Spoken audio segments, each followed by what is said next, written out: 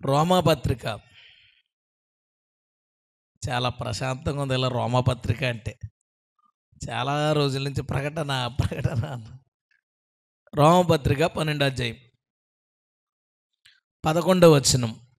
రోమాపత్రిక 12వ అధ్యాయం 11వ వచనం. ఆసక్తి విషయంలో మాంద్యులు కాక ఆత్మయందు తీవ్రత గలవారై ప్రభువుని సేవించుడి. ఆసక్తి విషయంలో మాంద్యులు కాక ఆత్మయందు తీవ్రత గలవారై ప్రభువుని సేవించుడి అనే మాటను మనం ఇక్కడ చూస్తున్నాం. ఇక్కడ ఆత్మయందు తీవ్రత అనే మాటని అక్కడ ఉన్న గ్రీకు పదానికి అర్థం ఏంటంటే ఫెర్వెంట్ అని ఉంది ఇంగ్లీష్లో. ఫెర్వెంట్ అంటే అర్థం ఏంటంటే బర్న్ అంటే కాలిపోవడం, బర్న్, బాయిల్, రెండు మాటలు ఇచ్చాడు దానికి అర్థం. బాయిల్ అంటే మరగడం, అన్నం ఇలా సౌండ్ చేస్తా ఉడుకుతుంది కదా, దాన్ని మరగడం అంటారు. మనకు తెలిసిందే కదా, మరిగింది అంటాం. కాలిపోయింది అనుకోండి బర్న్ అంటారు. ఇక్కడ ఏం రాశాడంటే ఆసక్తి విషయంలో మాంద్యులై ఉండకుండా ఆత్మ విషయంలో తీవ్రత గలవారై, అంటే మండేవారిగా దేవుణ్ణి మనం సేవించాలట. దేవునికి స్తోత్రం. ఉత్తనే కాదంట, ఆసక్తి విషయంలో డల్ ఉండకూడదంట, మనం తగ్గిపోకూడదంట, ల్యాగ్ ఉండకూడదంట. ల్యాగ్ అన్న మాట రాశాడు, బాగుంది. అలా సాగదీసినట్టుగా ఏదో అలాగా ఉండకూడదంట. ఎలా ఉండాలంటే ఫైర్, కొంతమంది అంటారు కదా ఫైర్ అనాయింటింగ్, రివైవల్, ఇవన్నీ అంటారు కదా. ఇక్కడ దానికి సంబంధించిన మాట ఉంది. ఆత్మయందు తీవ్రత అంటే గోరువెచ్చగా కాలుతుందంటే పెద్ద కాదు, ఇలా ఏలు పెడితే కాలిపోతుందంటే తీవ్రమైన వేడి అంటాం. తీవ్రమైన వేడి. ఆత్మయందు తీవ్రత గలవారై అన్న చోట ఆ ఫైర్ అనే మాట ఎందుకు వాడాలి? వేరే ఏదన్నా వాడచ్చు కదా. మంట ఏదో మండుతున్నట్టు, అది మరగాలన్నా కింద మంట పెట్టినట్టే కదా, కాలాలన్నా మంట ఉంది. మంట అనే మాటను వాడాడు.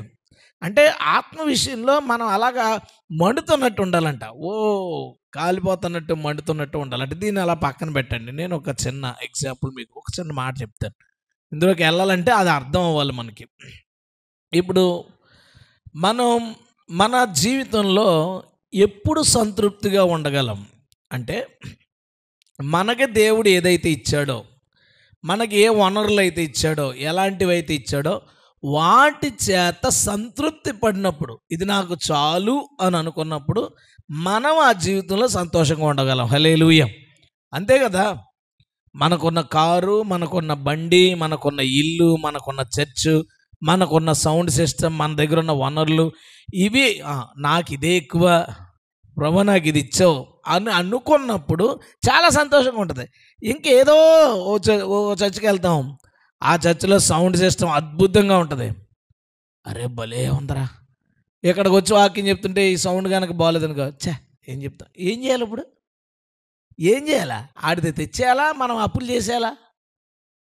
ఇంకో చర్చికి వెళ్ళాం, మనకంటే బాగాలేదు సౌండ్, అప్పుడేం చేస్తాం, మన తీసుకెళ్ళి వాళ్ళకి ఇచ్చేస్తామా? ఏమో కదా. ఎవరి ఓపిక వాళ్ళది, ఎవరి అవకాశాలు వాళ్ళే, ఎవరి దగ్గర ఉన్న వనరులు వాళ్ళది, ఎవరి అవసరత వాళ్ళది.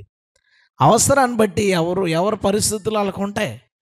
వాటిని బట్టి మనకున్న దాంతో మనం ఎప్పుడైతే సరిపెట్టుకుంటామో, చాలని అనుకుంటామో, లేదా దేవా నువ్వు నాకు ఇచ్చిందే ఎక్కువ అని అనుకుంటామో, వాళ్ళు ఎప్పుడూ సంతోషంగా ఉంటారండి. హల్లెలూయా. ఏం డౌట్ లేదు, ఎప్పుడూ సంతోషంగా ఉంటారు. వాళ్ళు పెళ్ళి అలా చేశారు కాబట్టి మనం ఎలా చేద్దాం అని అనుకున్నావా, అయిపోయావే. వాళ్ళు ఇల్లు అలా కట్టుకున్నారు కాబట్టి మనం కూడా అన్నట్టు అయిపోయావే. అది నీ జీవితం ఏంటి, నీ ఓపిక ఏంటి, నీ పరిస్థితి ఏంటి? అందరము అలాగ ఉందుముగాక. ఎక్కువ సేవకులైన విశ్వాసులైన ఎవరైనా సరే మన జీవితం మనదే. పక్క వాళ్ళది లైఫ్లో ఉన్న గొప్పవి ఎప్పుడైతే మనం చూసామో, మనకంటే ఉన్నతమైనవి చూసామో, వాటితో ఎప్పుడైతే పోల్చుకోవడానికి అలా ఉండాలని ప్రయత్నించామో, మన సంతృప్తి అంతా పోద్ది, సాటిస్ఫాక్షన్ పోద్ది, మన లైఫ్లో ఉన్న సంతృప్తి పోద్ది. ఇప్పుడు ఎక్కడికి వద్దాం, మళ్ళీ ఆత్మ ఏంది ఎలా ఉండాలంటే మండాలంట. మంట, ప్రభువుని ఎలా సేవించాలంటే మండుతూ సేవించాలంట. మండుతూ సేవించాలి. మంట యొక్క లక్షణం ఏంటంటే, బైబిల్లో క్వాలిటీ ఉంటుంది. మంట యొక్క లక్షణం ఏంటంటే చాలును అనని అగ్ని. చదివారు ఎప్పుడైనా? సామెతల గ్రంథంలో 30వ అధ్యాయంలో ఆ మాట ఉంటుంది అనుకుంటా. తీసేయండి చూసేద్దాం. సామెతల గ్రంథం జలగకు పిల్లల గురించి ఉంటుంది కదా, 30వ అధ్యాయం 16వ వచనం. అవేమనగా చాలును అనగవి 4 కలవంట. చాలును అని అనమంటవి పాతాళము, కనన గర్భము, నీరు చాలును అనని భూమి, చాలును అనని అగ్ని. అగ్ని యొక్క ఒక క్వాలిటీ ఏంటంటే చాలు అన్నదంట. ఉదాహరణకు మండుతుంది, అది మండుతుంది. మండుతున్నప్పుడు కొంచెం మంట డల్ అయింది కదా, కొంచెం సపోర్ట్ చేద్దామని ఎండిపోయిన పుల్లలు అందులో పడేసామనుకో, చాలండి అని ఆగిపోద్దా? ఇంకా ఎక్కువ మండుద్ది.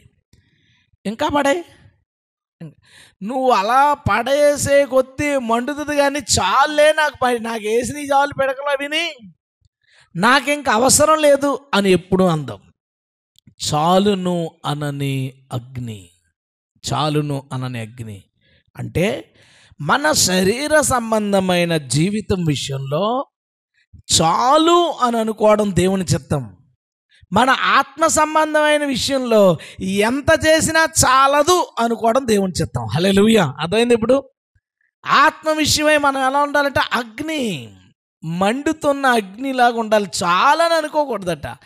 ఏ స్టేజ్లో కూడా నాకు చాలురా, ఈ ఆధ్యాత్మిక స్థితి చాలు, ఈ సేవ చాలు, ఈ భక్తి చాలు అని ఎప్పుడైతే నువ్వు చాలు అని అనుకుంటావో ఈ వాక్యం నీలో నెరవేరుతావు. ఈ వాక్యం ఎప్పుడు నెరవేరుతుంది? ఎంత నువ్వు ఎదుగుతున్నా ఇంకా కావాలి, ఇంకా ఇంకా ఇంకా కావాలి అని అనిపించాలంట. అంటే ఆధ్యాత్మిక విషయంలో ఇంకా చాలు అనే సంతృప్తి మనకు ఉండకూడదు. ఇంకా ఏదో కావాలని అసంతృప్తితోనే పరుగులు పెట్టాలట. ఆత్మ విషయమై తీవ్రత గలవారై ప్రభువుని మనం సేవించాలట. హల్లెలూయా. ఇంకా చాలిది, ఇంతకంటే ఎక్కువ వద్దు అని మనం ఎప్పుడు అనుకోకూడదట. ఇందాక నేను ఏమన్నానంటే, సంతృప్తి లేకుండా ఉండాలంటే ఏం చేయాలో కూడా ఇందాక అనుకున్నాను. సంతృప్తి ఎప్పుడు వస్తుంది? పక్కోళ్ళతో పోల్చుకోకుండా మనకున్నది చూసుకుని అనుకుంటే సంతృప్తి వస్తుంది. ఇప్పుడు సంతృప్తి ఉండకూడదంటే ఆధ్యాత్మిక విషయంలో ఏం చేయాలి? రివర్స్. పక్క వాళ్ళని చూస్తూ మన దాంతో సరిపెట్టుకోకుండా వాళ్ళలాగా ఉండాలని కోరుకున్నప్పుడు మనకున్న సంతృప్తి అంతా పోద్ది. అర్థమైందా? శరీర విషయంలో ఎవరిని చూడకుండా దేవుడు నీకు ఇచ్చిన దాంతో బ్రతికితే సంతృప్తి ఉంటుంది. అపోస్తలుడైన పౌలు ఏమన్నాడు? నేను ఏ స్థితిలో ఉన్నానో ఆ స్థితిలోనే సంతృప్తి కలిగి ఉండడం నేర్చుకొనిచున్నాను. హల్లెలూయా. Very good. ఇది శరీర సంబంధమైన విషయంలో. మరి ఆత్మ సంబంధమైన విషయంలో మనం ఏ స్థితిలో ఉన్నా ఆ స్థితిలో సంతృప్తి పడకుండా ఇంకో మెట్టు ఎక్కాలి, ఇంకో మెట్టు ఎక్కాలి, ఇంకో మెట్టు ఎక్కాలని కోరుకుంటూ ఉన్నవాడే ఆత్మ విషయమై తీవ్రత గలవాడై ఉంటాడు. హల్లెలూయా. సాటిస్ఫాక్షన్ లేదు, సంతృప్తి ఉండకూడదు భక్తిలో. చాలు, నేను చాలా సంతృప్తిగా ఉన్నానండి నా భక్తి విషయంలో, నాకు చాలు అని మనం అనుకోకూడదంటే ఇప్పుడు ఏం చేయాలి? మనకంటే మంచి భక్తి చేసేవాళ్ళని చూసి ఈరోజు ఏడాలి మనం వాడిని చూసి. అంతే కదా? అరే వాళ్ళు మనకంటే చేస్తున్నారు, మనం ఎలా ఉన్నామేంటి అనుకుని వాళ్ళను చూసి మనం ఎప్పుడైతే కుళ్ళుకుంటామో అప్పుడు మన యొక్క ఆధ్యాత్మిక స్థితి పెట్టి ఓవర్ యాక్షన్ చేయడం మానేసి ఇంకో మెట్టు ఎక్కాలన్నమాట. ఇంకా మనం చాలా దూరం వెళ్ళాలన్నమాట. దేవుని స్తోత్రం. కొన్నిసార్లు ఇక్కడికి వచ్చిన పాస్టర్స్ వాళ్ళు ఇక్కడ ఆరాధన, మన వాళ్ళ ఇన్వాల్వ్మెంట్, వాక్యం వినే పద్ధతి ఇవన్నీ చూసినప్పుడు వాళ్ళు నాతో పర్సనల్గా ఏమని పంచుకుంటారంటే, మీ దగ్గరికి వచ్చిన తర్వాత నేను కొన్ని నేర్చుకున్నానండి, ఇలాగా ఇంకా బాగా దేవుని స్తుతించాలి, ఇలా వరాలు సంపాదించుకోవాలి, నేను కూడా వరాలు పొందుకోవాలి నేర్చుకున్నాను. అప్పుడు దాకా ఏమని అనుకుంటాడు అతను? మాకంటే మంచి చర్చి లేదనుకుంటాడు. మన చూసినప్పుడు ఏమనుకుంటాడు? అరే మనం ఇలా అవ్వాలరా అని అనుకోవాలి. అలా అవ్వాలరా అని అనుకున్నప్పుడు ఏం చేస్తాడు తెలుసా? ఇంకో మెట్టు ముందుకేస్తాడు. హల్లెలూయా. అప్పుడు దేవుడు ఇంతకంటే మంచి చర్చి దగ్గర తీసుకెళ్ళినప్పుడు ఇంకో మెట్టు వేసుకుంటా పోతాడనమాట. మనం మనల్ని చూసుకోకుండా వాళ్ళతో, మనకంటే ఆధ్యాత్మికతలో మంచి స్థితిలో ఉన్న వాళ్ళతో కంపేర్ చేసుకున్నప్పుడు మనకున్న ఆధ్యాత్మిక పరిస్థితి విషయంలో మనకు ఒక అసంతృప్తి వస్తుంది. అసంతృప్తి వచ్చినప్పుడు మనకు ఒక అసంతృప్తి వస్తుంది. ఈ అసంతృప్తిని పోగొట్టుకోవడానికి, మన ఆధ్యాత్మిక అసంతృప్తిని పోగొట్టుకోవడానికి ఇంకా ఏదో కావాలనే ప్రయత్నం మనం చేయాలి. ఎప్పుడైతే ఇంకా ఏదో కావాలనే ప్రయత్నం చేయడం మొదలు పెడతామో మన స్థితి ఇంకొక మెట్టు ఎదుగుతూనే ఉంటుంది. హల్లెలూయా. అయితే నేను వాక్యంలోకి వెళ్ళిపోయే ముందు మళ్ళా షార్ట్గా చెప్తున్నాను. శరీర సంబంధంగా మనం ఉన్నదాంతో సంతృప్తి పడాలి అంటే ఎదుటోనికి ఉన్న వనరులతో కానీ వేడితో కానీ పోల్చుకోకూడదు. ఆత్మ సంబంధంగా చాలును అనని అగ్ని వలె మనం ఏ స్థితిలో ఉన్నా ఆ స్థితిలో ఆధ్యాత్మిక స్థితిని బట్టి సాటిస్ఫై అయిపోకుండా చాలని అనుకోకుండా మనకంటే ఉన్నతంగా ఉన్న వాళ్ళని చూసి మనం ఇంకొక మెట్టు ముందుకెళ్ళే ప్రయత్నం చేయాలి. దేవుడు మనకు అట్టి కృప దయచేయునుగాక. చిన్న ప్రార్థన. రోమాపత్రిక 12వ అధ్యాయం 11వ వచనం. ఆసక్తి విషయంలో మాంద్యులు కాక ఆత్మయందు తీవ్రత గలవారై ప్రభువుని సేవించుడి. మనం ఆత్మలో ఏం కలిగి ఉండాలండి? గట్టిగా చెప్పాలి. తీవ్రత అంటే మంట, ఫైర్ కలిగి ఉండాలి. మనం మంట కలిగి ఉండాలి. ఆసక్తి విషయంలో తీవ్రత, ఆత్మలో తీవ్రత గలవారై మనం ప్రభువుని సేవించుదుముగాక.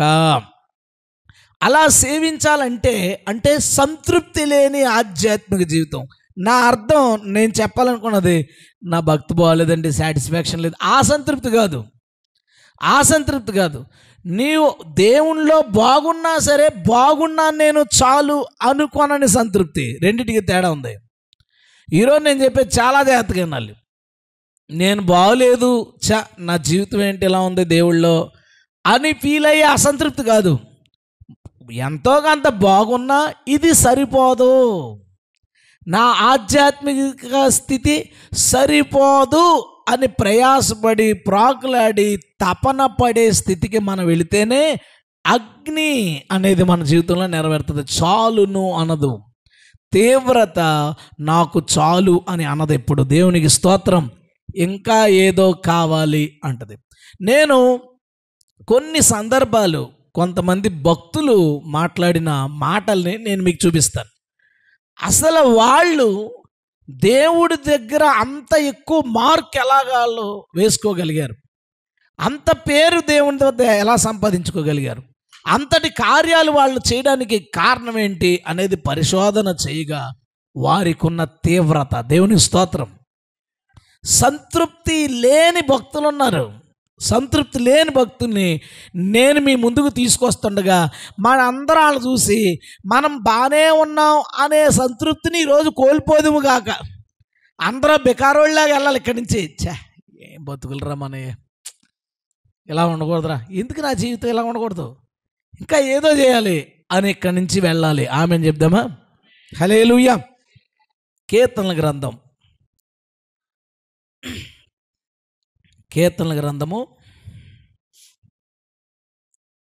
71.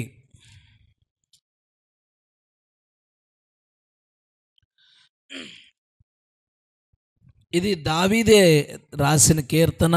అక్కడ మెన్షన్ చేయలేదు కానీ దావీదు కీర్తన. అక్కడ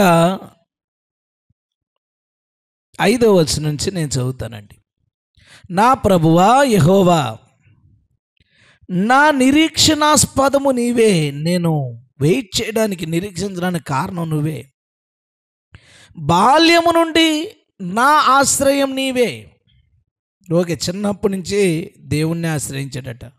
ఇంకొక అడుగు ముందుకేసి, గర్భవాసినైనది మొదలుకొని నీవే నాకు ప్రాపకుడివై. ప్రాపకుడు అంటే సహాయకుడు. గర్భవాసినైనది మొదలుకొని నీవే నాకు సహాయకుడై ఉన్నావు. తల్లి గర్భము నుంచి నన్ను ఉద్భవింపజేసిన వాడు నీవే. నిన్ను గూర్చి నేను నిత్యము స్తుతిగానము చేయుదును. గట్టిగా స్తోత్రం చెప్దాం.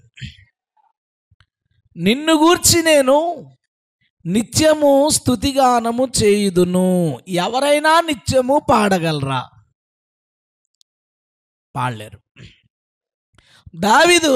దావీదు స్పెషల్ ఏంటి అని ఎవరన్నా అడిగారు అనుకోండి, పాటలు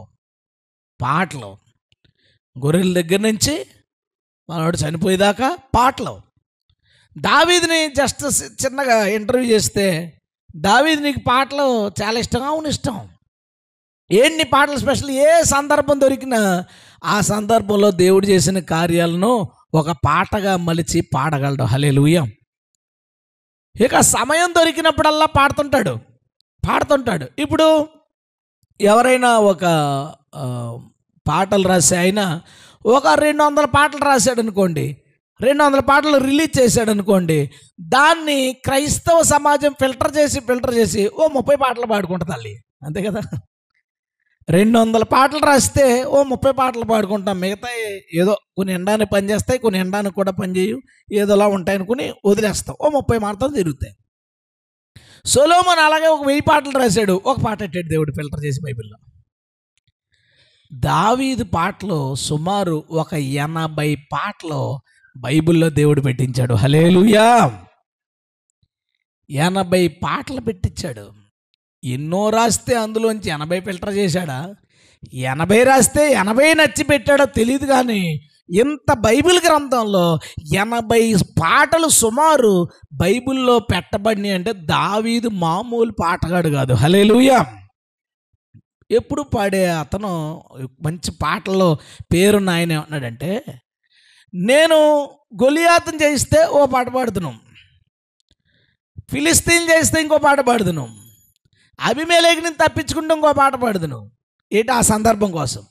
తల్లి గర్భంలో ఉన్నప్పటి నుంచి సహాయం చేస్తున్నప్పుడు ఎప్పుడు దాకా పాడాలి? భూగర్భంలో పెట్టబడేదాకా పాడాలి. హల్లెలూయా. తల్లి గర్భంలో ఉన్నప్పుడు నాకు ప్రాపకుడు నీవే, ఎందుకంటే మా అమ్మకు నేను కనపడను, మా నాన్నకు కనపడను, నాకేం కావాలో తెలీదు, చీకటి తప్ప చుట్టూ నాకేమీ తెలీదు. ఆ సమయంలో కూడా నాకు నువ్వు సహాయంగా ఉన్నావు. డెలివరీ టైంలో తల్లి గర్భంలోంచి ఉద్భవింపజేసిన వాడు నీవేట. హల్లెలూయా. మరి ఎప్పుడు దాకా పాడాలి అంటే చచ్చిపోయేదాకా పాడాలి. అందుకే ఇలా అన్నాడు, నేను నిత్యము స్తుతిగానము చేసేదను. దావీదు అంత పాటలు పాడే వ్యక్తి ఎందుకయ్యాడు తెలుసా?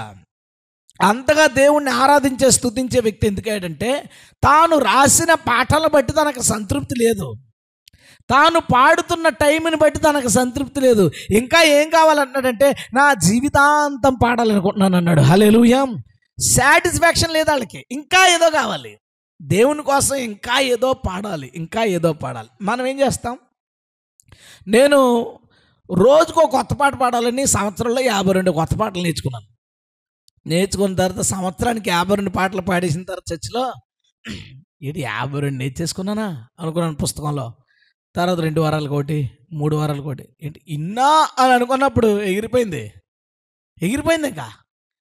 ఇంకా అనుకున్నప్పుడే మనం ఏదైనా చేయగలుగుతాం. హల్లెలూయా. రోజులో మనం పాడే టైం ఎంత ఉంటుంది?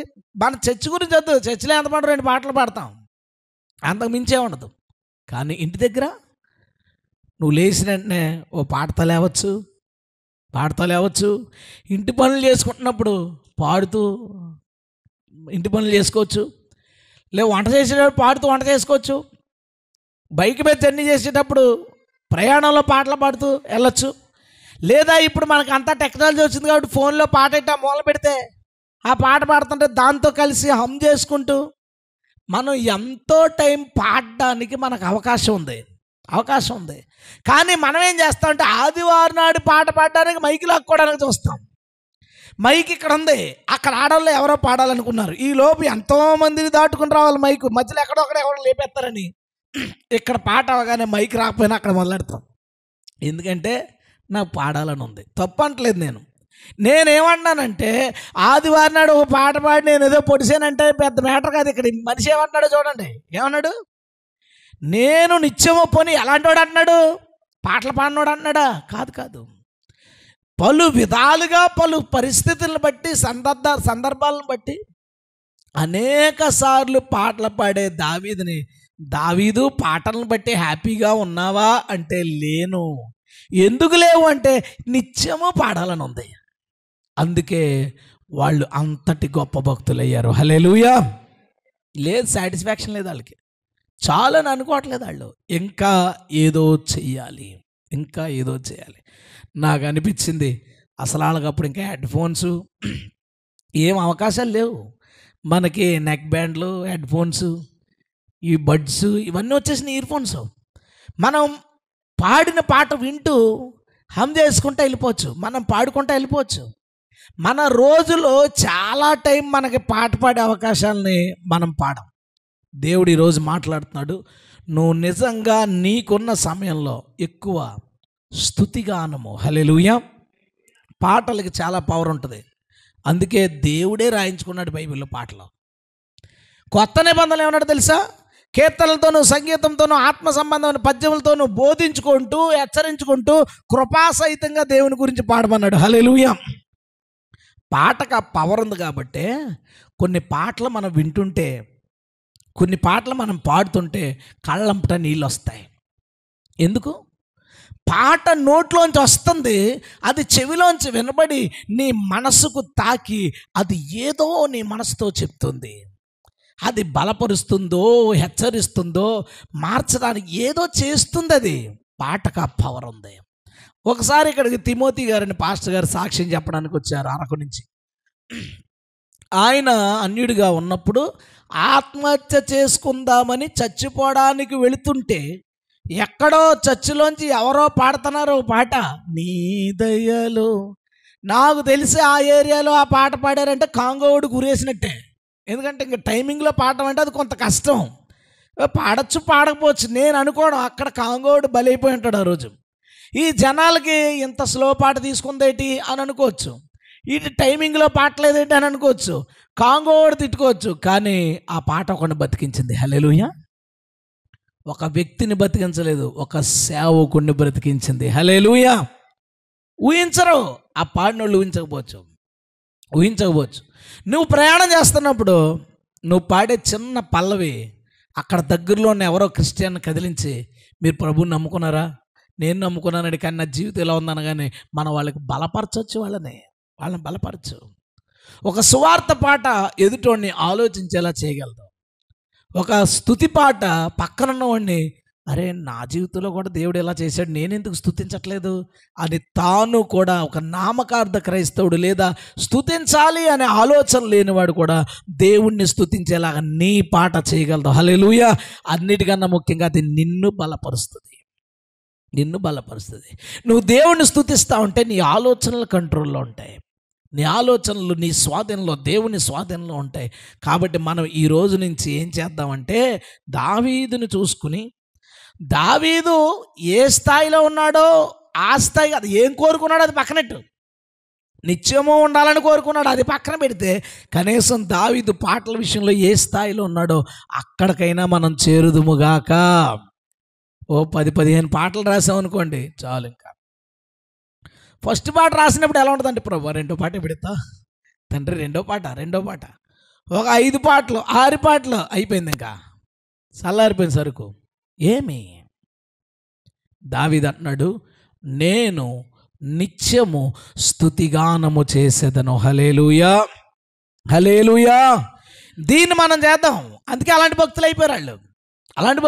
నెంబర్ 2, సంతృప్తి లేని పాటగాడనమాట దావీదు. నేను చెప్తుంది అర్థమైంది కదా. సంతృప్తి లేదు, సరిపోలేదు అతనికి ఎప్పుడు. రెండో విషయం, 27వ కీర్తన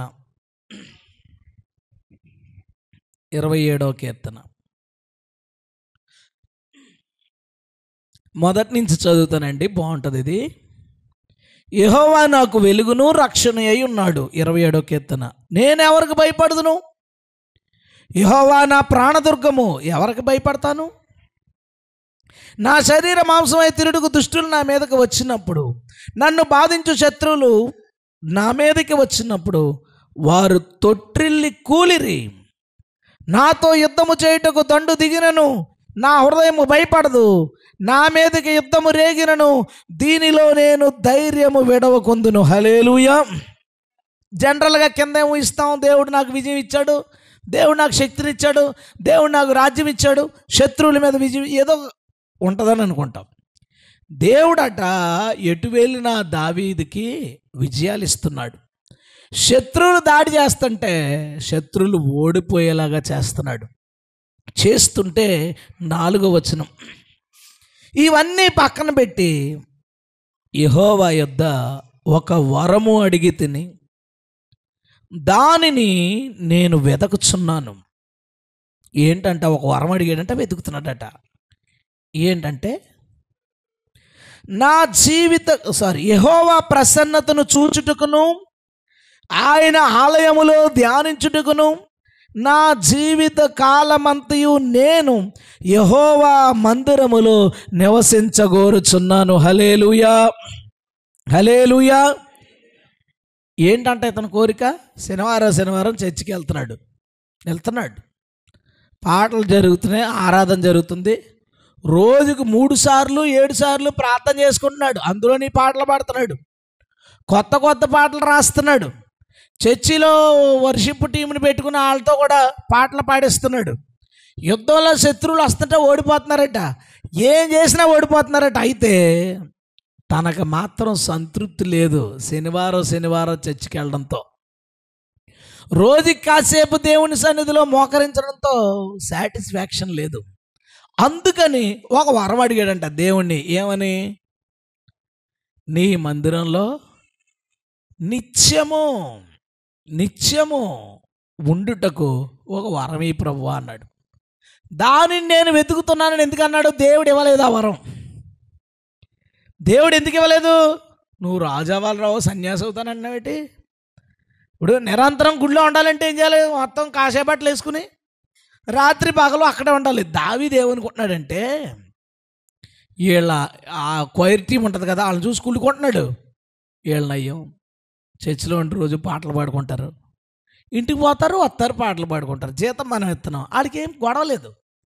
నా పరిస్థితి, ఈయన పరిస్థితి ఏంటి? శత్రువులను చూసుకోవాలి, రాజ్యం చూసుకోవాలి, పిల్లలను చూసుకోవాలి, ఎన్ని పనులు రాజ్యంలో, అవసరతలు, ఇంత శత్రువుల సంగతి ఏంటి, లెక్కలు, వ్యవహారాలు, మంత్రి, ఈ టీం మెంబర్స్, జీతాలు, వ్యవహారాలు, బోల్డ్ అంత పని ఉంది.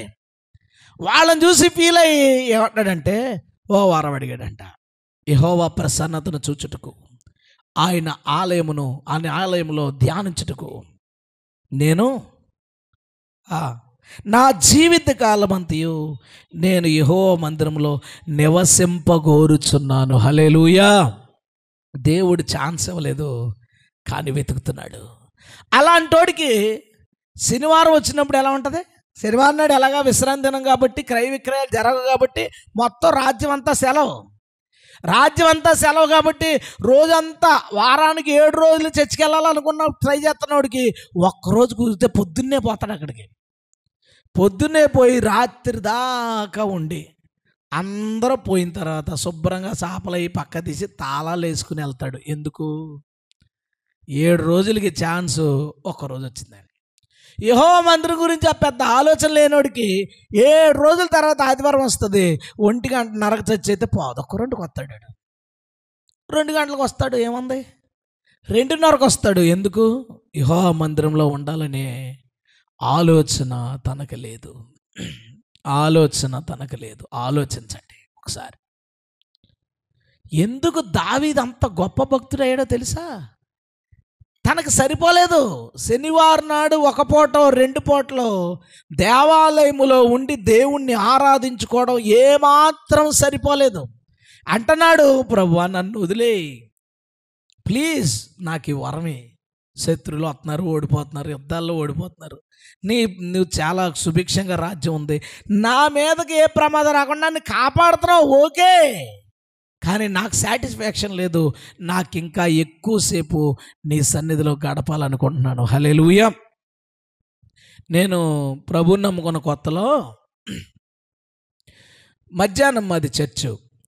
నాకు మధ్యాహ్నం రోజులో 1 పూట చర్చిలో ఉండటం నాకు సరిపోక పొద్దున్న మా ఊళ్ళో ఒక చర్చ్ ఉంటుంది, ఆ చర్చికి వెళ్ళిపోయేవాడిని. అక్కడ వాక్యం పర్రమ్మ యావరేజ్, బిలో యావరేజ్. అప్పుడే నాకు నచ్చేది కదా, ఇప్పుడు ఇంకా నేను వెళ్ళలేనేమో నాకు తెలియదు.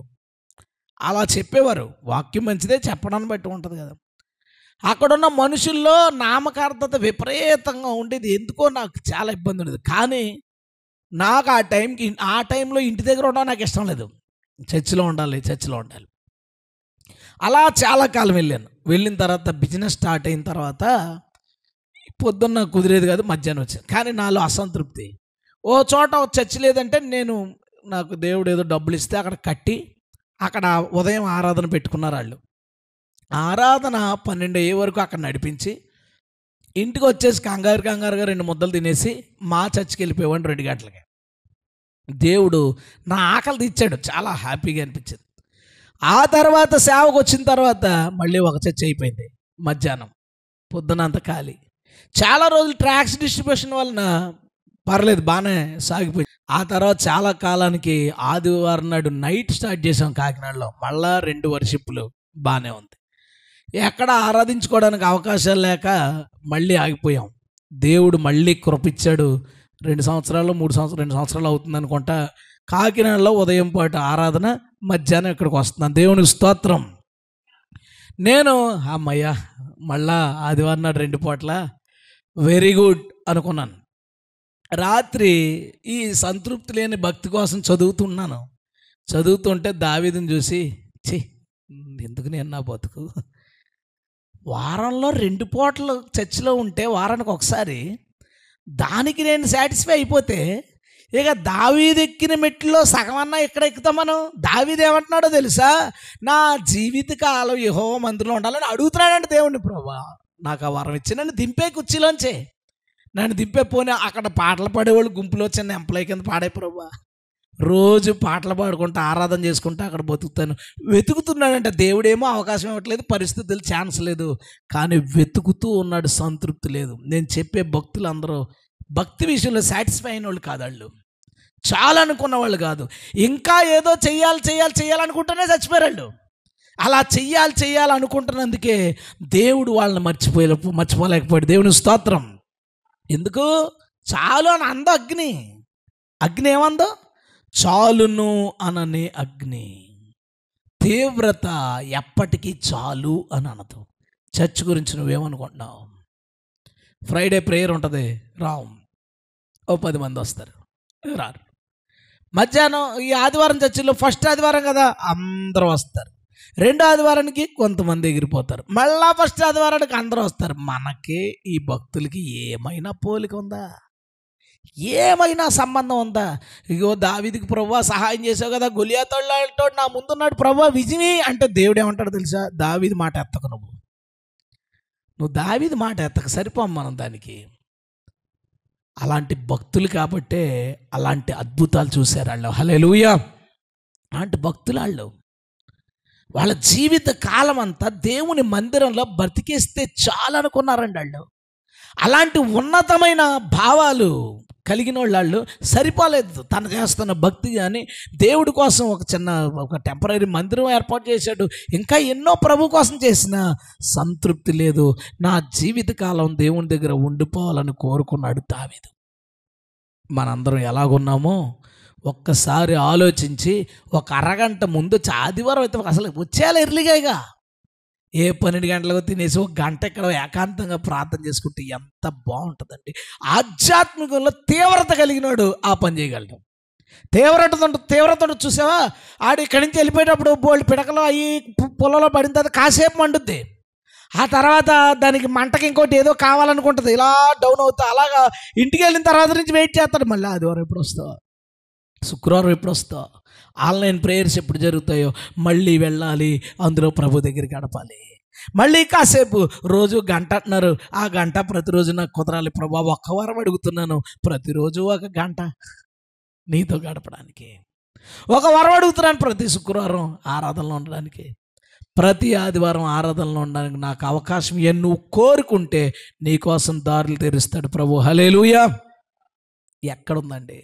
తృప్తి లేదు వీళ్ళకే, చాలు అని ఆగట్లేదు వీళ్ళు, ఇంకా ఏదో వాళ్ళకి కావాలి. నెంబర్ 3, అందరికీ బాగా తెలిసిన ఒక పాట, కీర్తన గ్రంథం మొదటి కీర్తన నేను చదువుతానండి. దుష్టుల ఆలోచన చొప్పున నడవక, పాపుల మార్గమును నిలవక, అపహాసకులు కూర్చుండు చోటను కూర్చుండక, యెహోవా ధర్మశాస్త్రమందు ఆనందించుచు దివారాత్రము దానిని ధ్యానించువాడు ధన్యుడు. ఆగిపోండి అక్కడ. ఏం కావాలట ఈయనకి, దావీదుకి?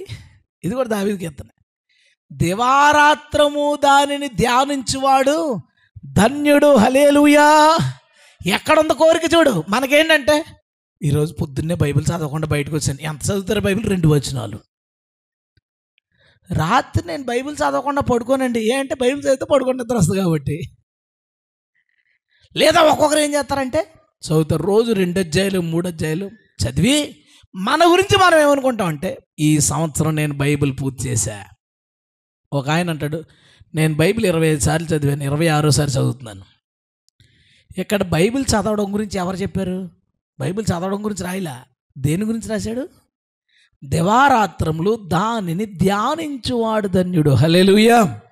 ఒకసారి బైబిల్ చాలా చదివిన ఒక ఆయన నాకు కలిశాడు. మాట్లాడుతుంటే ఆయన నాతో అన్నాడు, ఒకసారి నేను 2 రోజుల్లో బైబిల్ పూర్తి చేస్తానండి అన్నాడు. మతిపోయింది నాకు. 24 గంటలు చదివేసినా అవ్వదు. ఎలాగండి అని ఇలా తిప్పాడు. ఆదికాండం 1వ అధ్యాయం ఇలా వేలుతో ఇది ఇక్కడ ఇది ఉంటుంది, ఇక్కడ ఇది ఉంటుంది, ఇక్కడ ఉంటుంది. కళ్ళు మూసుకున్నాడు. అధ్యాయం టక్ టక్ అని చెప్పగలుగుతాడు. అంటే అధ్యాయంలో ఏముందో తెలుసు అతనికి. టక్ టక్ పేపర్లు తిప్పుకుని ఏదైనా స్ట్రైక్ అవ్వకపోతే దాన్ని మాత్రమే చదువుతాడు. స్ట్రైక్ అయితే చదువుతా అలా వేసుకుంటే వెళ్ళిపోతాడు అనమాట. 2 రోజుల్లో బైబిల్ చదవగలడు అతను. చదివాడు అలా. ఒకసారి ఒక బ్రదరు మన చర్చికి వచ్చారు వాక్యం చెప్పడానికి. తను నాతో మాట్లాడుతూ, అన్న ఒకరోజు గట్టిగా పట్టుకుని పట్టుదల 4 రోజుల్లో బైబిల్ పూర్తి చేశాను అన్నాడు.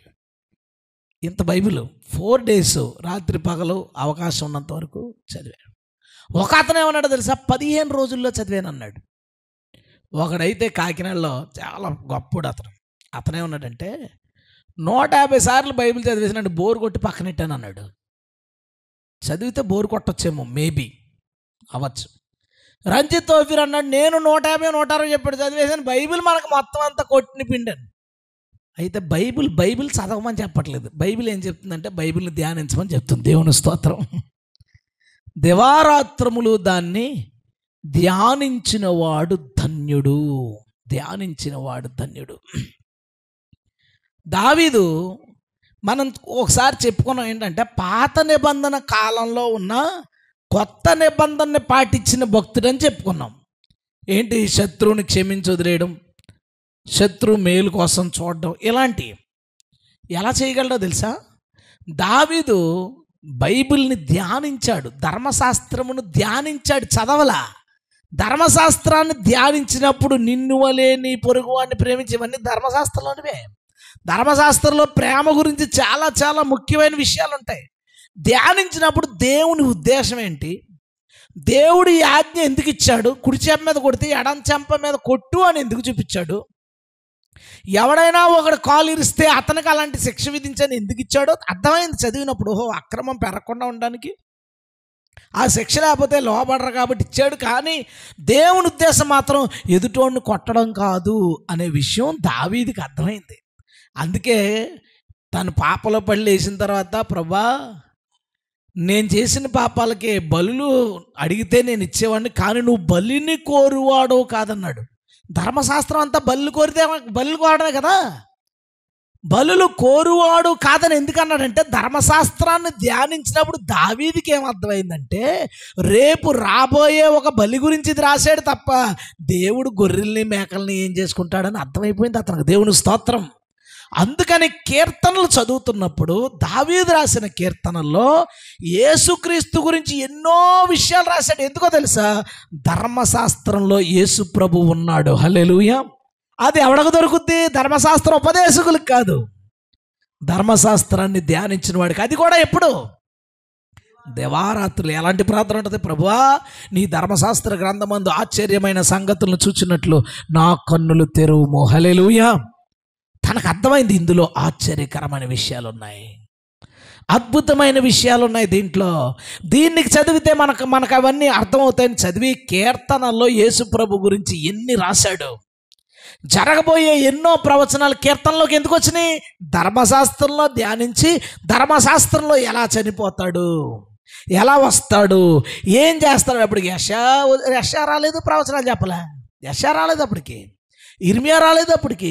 వీళ్ళు ఎవరో కన్నెక్కి పుడతాడు ఏమి రాయలే, ఇతను ఇలా శిక్ష విధించబడతాడని రాయలేదు. కానీ దావీదు కీర్తనలో యేసుక్రీస్తు ఎలా శిక్షించబడతాడో, ఎవరు అప్పగిస్తారో ఎన్ని విషయాలు ఉంటాయండి. పాతాళంలో ఆయన ఆత్మ ఉండదు. ఆయన పాతాళంలో నా ఆత్మను విడిచిపెట్టలేదు, నా శరీరం కుళ్ళిపోదు. ఎలా రాశాడు? ధర్మశాస్త్రమును ధ్యానించినప్పుడు దేవుడు అందులోంచి ఆశ్చర్యమైన సంగతులు బయలుపరిస్తే పాటల్లో దాన్ని రాశాడు. దేవునికి స్తోత్రం. ధ్యానించిన వాడికి అసలు బలులేంటి, ఎందుకు పెట్టాడు, ఈ బలిని ఎవరు నెరవేరుస్తారో అర్థమైంది అతనికి. ఎంత ఆశ్చర్యమైన విషయం, ఎంత ఆశ్చర్యమైన విషయం. మీకు ఇంకో మాట చెప్తారు. ఇప్పుడు సౌలు సమూయేలు రాకముందే బలి ఇచ్చినందుకు సమూయేలు ఏమన్నాడు? యాజకుడు ఇవ్వాల్సిన బలి నువ్వు ఇచ్చావు, నువ్వు దేవుడికి అక్కర్లేదు, పక్కకు పో అన్నాడు. ఓకే, తీసే. ఉజ్జియా స్థిరపడిపోయిన తర్వాత హృదయమును గర్వించి దేవాలయంలోకి ప్రవేశించి యాజకులు వేయాల్సిన ధూపాన్ని వేశాడు. దేవుడు ఏం చేశాడు? కుష్టు రప్పించాడు. ఓకే. దావీదు మందసాన్ని తీసుకొస్తున్నప్పుడు అడుగడుక్కి బలులు ఇస్తున్నారు, మంచి మ్యూజిక్, దేవుణ్ణి ఆరాధిస్తుంటే దావీదు తన వస్త్రములు తీసివేసి ఏఫోదును ధరించుకుని మందసము ఎదుట నాట్యమాడుతూ దేవుణ్ణి ఆరాధించాడు. ఏఫోదు ఎవరు వేసుకోవాలి? ప్రధాన యాజకుడు. యాజకుడు కూడా కాదు, ప్రధాన యాజకుడు వేసుకోవలసిన ఏఫోదు దావీదు వేసుకుంటే దేవుడు ఎందుకు చంపేయలేదు? చంపేయాలి కదా, లేదో చెప్పొచ్చేయాలి. కానీ అంత ధైర్యంగా అసలే ముందు జరిగిన సీన్ ఏంటి? వచ్చా బండి ఇలా వాళ్తుందని మందసం పడిపోద్దని పట్టుకోగానే అలా ఉండిపోయాడు, అంతే, అవుట్, చచ్చిపోయాడు. దావీదు భయం వేసి మందసాన్ని వదిలేశాడు. అలాంటిది మందసం ముందు ఏఫోదు వేసుకుని ఒక రాజు నాట్యం ఆడతాడా? మరి చంపేయాలి కదా దేవుడు, ఎందుకు చంపలే? ధర్మశాస్త్రమును ధ్యానించగా దేవుని వద్ద కనిపెట్టగా దావీదుకి అర్థమైన విషయాలు ఏంటంటే, అబ్రహాము గురించి చదువుతున్నప్పుడు షాలేము రాజు అని ఒకడు ఉన్నాడు, అతను ఎక్కడి నుంచి వచ్చాడో తెలియదు, వచ్చాడు, అబ్రహామును దర్శించాడు, అతని పేరు మెల్కీసెదెకు, దశంభాగం తీసుకున్నాడు, రొట్టె ద్రాక్షరసం ఇచ్చి వెళ్ళిపోయాడు అంటే దాన్ని ధ్యానించగా దావీదుకి ఏమర్థమైందంటే, త్వరలో వేరొక గోత్రంలో ఒకడు రాబోతున్నాడు, అతడు మెల్కీసెదెకు యాజక క్రమం చొప్పున అతడు నిరంతరము యాజకుడిగా ఉంటాడు. హల్లెలూయా. రాశాడు కదా పాటలో, అది నిరంతరము యాజకుడిగా ఉంటాడు, అతడు యోధా గోత్రంలో వస్తాడు అని అర్థమయ్యి ఎందుకు యోధా స్తుతి గోత్రం ఇవన్నీ చూశాడు కదా, అర్థమయ్యి రాజగోత్రంలో యాజకుడు వస్తాడు, రాజగోత్రంలో యాజకుడు వస్తాడు. కాబట్టి రాజైన నేను యాజక వస్త్రం ధరించుకున్నా ఏమండు, రాజైన నేను యాజకునిగా ప్రవర్తించిన ఏమంటే దేవుని కాన్సెప్టే అది అని అర్థమైంది. కాబట్టి దేవుడు వీడికి అర్థమైపోయింది, ఏమనకూడదు అని ఏమీ అనలేదు. సరికదా, ఆ సీన్ని అద్భుతంగా రాయించుకున్నాడు బైబిల్లో. హల్లెలూయా. దావీదుకి అర్థమైపోయింది, ఫ్యూచర్లో ఈ యోధా గోత్రంలోనే యాజకుడు అవుతాడు, రాజులు యాజకులు అవుతారు, రాజులైన యాజక సమూహం మనమవుతామని, యోధా గోత్రంలో రాజైన క్రీస్తు యాజక పని చేస్తాడని తను ఏఫోదు వేసుకుని మనకు చూపిస్తున్నాడు. దేవుని స్తోత్రం. ఎలా తెలిసింది ఈ మ్యాటర్? మెల్కీసెదెకు క్రమం ఏంటి, యాజక క్రమం మారుస్తాడంటాం ఏంటి, ఏఫోదు వేసుకోవడం ఏంటి, ఆ నాట్యం ఏంటి, దేవుడు ఏమనకపోవడం ఏంటి, అంతకుముందే ఒకటి చచ్చిపోతే భయపడినోడు ఇలా వేసుకోవడం. సౌలు భయంతో బలిచ్చేశాడు, విశ్వాసం లేకుండా. ఉజ్జియా గర్వంతో చేశాడు, దావీదు ధ్యానంతో చేశాడు. దేవుని స్తోత్రం. ధ్యానించాడు, అర్థమైంది. దేవుని ధర్మశాస్త్రాన్ని ధ్యానించకుండా 20 సార్లు చదివాను, 30 సార్లు చదివాను, 15 సార్లు చదివాను, ఓదరగొట్టేసి నెరగొట్టేసాను అంటే మనకేమవుతుందండి? అర్థమవుతుంది. ఒక మాట అడుగుతాను, ఆ నుంచి అమ్మహ దాకా నీకు రాసిస్తే దాన్ని చదివి, ఆల్రెడీ మనకు తెలిసిందే, చదివి గుర్తుపెట్టుకుని నువ్వు చెప్పగలవా చెప్పలేవా? నేనైతే చెప్పగలను. మళ్ళా చూపిస్తారా స్లిప్ అని అడుగుతారు ఎవడైనా? నీకు వస్తుంది. మళ్ళీ చదువుకున్నారు ఎవరైనా? అమ్మహాలు చదివారు ఇప్పుడు దాకా ఈ మధ్యకాలంలో, ఈ 10 సంవత్సరాల్లో ఎవరైనా ఆ నుంచి అమ్మ ఎందుకు చదవలేదు? వచ్చింది మనకి. నువ్వు బైబిల్ 30 సార్లు 40 సార్లు ఎందుకు చదువుతున్నావు? రాలేదు. ఎందుకు రాలేదు? 40 సార్లు చదివినా నువ్వు చదవకూడదు, ధ్యానించాలి. చదువుతూ ఇదేంటి దేవుడు ఎందుకు చెప్పాడు?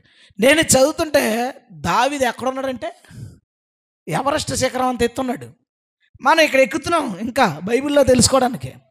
ధర్మశాస్త్రమును ధ్యానించి ఇలాంటి పనులన్నీ చేసేస్తే దేవుడు మర్చిపోతాడు అలాంటి వాడిని. దేవునికి స్తోత్రం. హల్లెలూయా. అన్ని విషయాలు తెలిసినాడు ఏమన్నాడు తెలుసా? రాత్రి పగలు చదవాలని ఉంది నాకు బైబిల్ అన్నాడు. అవదు. రాత్రి పగలో పాడేయాలనుకుంటున్నాడు. ఇదైతే చర్చికి వెళ్ళడానికి అవదు. చర్చికి వెళ్తే బైబిల్ చదవడానికి కాదు. ఈ 3 అవ్వనమే పెట్టుకున్నాడు. అందుకే సాటిస్ఫాక్షన్ లేదు వాళ్ళకి తీవ్రత ఎందుకు ఉండిపోయిందో తెలుసా? చచ్చిపోయేదాకా తృప్తి లేదు. ఇంకా కావాలి, ఇంకా కావాలి. ఇంకా దేవుడు విషయాలు బయలుపరిచిన దావీదుకి ఇంకా కావాలంట, ఇంకా బయలుపరిచిన ఇంకా కావాలంట. చెప్పాడు చెప్పాడు చెప్పాడు చివరికి మందిరం నువ్వు కట్టకూడదు అంటే ప్లాన్ నాకు ఇచ్చే అయితే అన్నాడు. ప్లాన్ అంతా చెప్పేదాకా చచ్చిపోడే. ప్లాన్ అంతా చూసుకుని సొలొమోనుకి మొత్తం అన్నీ అప్పగించి సొలొమోను చేతిలో పెట్టి జాగ్రత్తగా కట్టినన్నా చెప్పి వెళ్ళిపోయాడు. వీళ్ళు తీవ్రత ఆగని వాళ్ళు, అగ్గి లాంటి వాళ్ళు వీళ్ళు. హల్లెలూయా. సరిపోకూడదు. మనం కూడా బైబిల్ చదివి చాలా నేను ప్రకటన చెప్పేటప్పుడల్లా నాకు తెలిసిన దాంట్లో చెప్పాను కొంచెం అని. ఎందుకన్నాను తెలుసా? నువ్వు అంతా అయిపోయిన తర్వాత యోధాపత్రిక చదివి ప్రకటన ఇది మనకు వచ్చలే అని తిరగేసి పక్కపోతావని, ఇది మనకు వచ్చలే మనం చదివేశాం కదా అనుకుంటామని. అందులో ఎంత ఉంటుంది. దావీదు ఇలాంటి విషయాలు చెప్పడం ఏంటంటే, ధర్మశాస్త్రం చదివితే, ధర్మశాస్త్రం ధ్యానిస్తే యేసయ్య దొరుకుతాడు. కొత్త నిబంధన ధ్యానిస్తే యేసయ్య కలుస్తాడు. దేవుని స్తోత్రం. కలుస్తాడు. మనం వెళ్ళిపోయి కలిసిపోతాం, ఆయన వచ్చి కలిసిపోతాడు.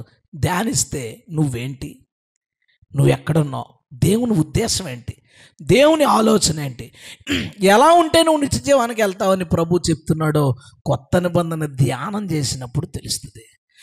అది కూడా ఎలా అన్నాడు? దివారాత్రులు ధ్యానం అంటే ఎవడికి అవ్వలేని టార్గెట్ పెట్టుకున్నాడు. ఎవడి వల్ల నాకుద్దా? భార్య వదిలేస్తుంది, పిల్లలు వదిలేస్తారు, ఆఫీసులో ఉద్యోగం పోద్ది, తిండి పోతుంది, తినడానికి ఏం తెచ్చుకోవడానికి లేదు, రాత్రి పగల చదివితే. కానీ కోరిక అంతది పెట్టుకున్నాడు. అందుకే కుదిరినప్పుడల్లా చదివాడు, అవకాశం ఉన్నప్పుడల్లా ధ్యానం చేశాడు. ఆ ధ్యానం చేయడానికే చర్చికి ఎందుకు పోతాన్నాడు? ఇందాక మీరు చదివారా? యెహోవా ప్రసన్నతను చూచుటకును ఆయన ఆలయములో ధ్యానించుటకును.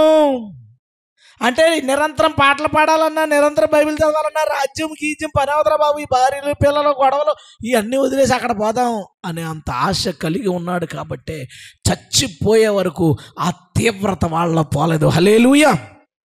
మనం ఎలా ఉన్నాం? తీవ్రత. మనకి ఎన్ని అవకాశాలు ఉన్నాయండి. యూట్యూబ్లో ఆడియో బైబిల్ పెట్టుకుంటే అది చెప్తుంది. నువ్వు ఏమన్నా పని చేసుకుంటున్నా అది వినపడుతుంది. నీకు ఎంతో కొంత నీకు అర్థమవుతుంది. మనం బైబిల్ క్యారీ చేయక్కర్లేదు. ఎడగానే లేనాడు బైబిల్లో ఫోన్లో బైబిల్ ఉంది, తీసి చదవచ్చు. క్యారీ చేసుకోవడానికి కుదరని పరిస్థితులు, ఆఫీస్కి వెళ్ళాలి, కూలి పని దగ్గరికి వెళ్ళాలి, బైబిల్ పట్టుకుని వెళ్ళలేం. కాబట్టి అలాంటి చోట ఆ ఫోన్లో మనం దాన్ని చదువుకోవచ్చు. ఎన్ని ఆప్షన్స్ మనకు ఉన్నాయి, ఎన్ని ఆప్షన్స్. నాకు ఇది చదివిన తర్వాత దావీదుని గురించి ఇది ఆలోచించినప్పుడు అసలు మనం చదివింది అసలు ఇంకా ఏమీ లేదు, ఏం చదవలేదు. మనం ధర్మశాస్త్రం చదివి యేసు ప్రభు గురించి ప్రవచనాలు చెప్పడం ఏంటి? ధర్మశాస్త్రం చదివి యాజకుడు ఎవడో చెప్పేయడం ఏంటి? యాజకుడు ఎక్కడి నుంచి వస్తాడో చెప్పేయడం ఏంటి? ఎలా వస్తాడో చెప్పేయడం ఏంటి? రాజులు యాజకులు అయిపోతామని అనుకుని ధైర్యంగా ఏ పోదేసుకుని నాట్యం ఆడుటంటే అతను ఏ స్థాయిలో ఉన్నాడు, మనం ఎంత ఎదగాలి ఆయన స్థాయిలోకి వెళ్ళినప్పుడు. ఆయన స్థాయిలోకి వెళ్ళిపోయిన తర్వాత ఇప్పుడు దావీదుని ఎంటర్ చేద్దాం. దావీదు, నీ స్థాయికి వచ్చాను, మరి ఇప్పుడు ఏంటి? నా స్థాయి ఏంటి? దివారాత్రులు చదవాలి, అది నా గోలు, అదే అతని గోలు. అది దానికోసం ప్రాకులాడి తీవ్రత చల్లారని వారిగానే చచ్చిపోయారు. హల్లెలూయా. 10 సార్లు చదివినాడు, ఆడు గోల్ అయిపోయింది. చదివేశాం మనం బైబిల్. 150 సార్లు చదివినాడు, చదివేశాం. 1000 సార్లు చదివినాడు, చదివేశాం. బైబిల్ మన నోట్లో ఉంది. తృప్తి ఎవరికి రాదో తెలుసా? ధ్యానించేవాడికి రాదు. ఇంకా వస్తున్నాయి ఇందులోంచి, ఇంకా వస్తుంటే వాడికి తృప్తి అనేది కలగదు. అలాంటి తృప్తి లేనంతటి తపన దేవుని వాక్యం మీద మనకి వచ్చునుగాక. నెంబర్ 4, దానియేలు గ్రంథం 6వ అధ్యాయం 7 నుంచి. రాజగు దర్యావేషు చిరంజీవి ఎందుగాక, రాజ్యపు ప్రధానులు, సేనాధిపతులు, అధిపతులు, మంత్రులు, సంస్థానాధిపతులు అందరూ కూడి రాజు ఒక ఖండితమైన చట్టము స్థిరపరిచి దాన్ని శాసనముగా చాటింపజేయనట్లు యోచన చేసిరి. ఎట్లనగా, 1 నెల పాటు నీ యొద్ద తప్ప మరి ఏ దేవుని యొద్దనైనను మానవి యొద్దనైనను ఎవడును ఏ మనవి చేయకూడదు. ఎవడైనా చేసిన ఎడల వాడు సింహముల గుహలో పడదోయబడును. రాజా, ఈ ప్రకారముగా రాజు శాసనము ఒకటి పుట్టించి మాదీయుల యొక్క పార్సీల యొక్క పద్ధతిని అనుసరించి స్థిరమగు శాసనముగా ఉండినట్లు దాని మీద సంతకము చేయమని మనవి చేసిరి. కాగా రాజగు దర్యావేసు శాసనము రాయించి సంతకము చేసెను. ఇట్టి శాసనము సంతకము చేయబడినని దానియేలు తెలుసుకొనినను. అతడు తన ఇంటికి వెళ్ళి యథాప్రకారంగా అంటే రోజు చేసినట్లుగా అనుదినము ముమ్మారు మోకాళ్ళుని తన ఇంటి పైగది కిటికీలు యెరూషలేము తట్టుకు తెరవబడి ఉండగా తన దేవునికి ప్రార్థన చేయుచు ఆయన్ని స్తుతించుచు వచ్చెను. గట్టిగా స్తోత్రం చెబుతాం. హల్లెలూయా. శాసనం ఏంటి? 30 రోజులు ప్రేయర్కి బ్రేకు. రోజుకి ఎన్నిసార్లు చేస్తాడు ఈయన? 3 సార్లు. 3 సార్లు అంటే తక్కువ చూడకు, మోకరించారంటే గంటలు వేసిపోతాయి. సో రోజుకు 3 సార్లు ప్రార్థన చేస్తాడు. శాసనం ఏంటంటే రాజుకు తప్ప ఎవరికి 4 రోజులు ప్రార్థన చేయకూడదు.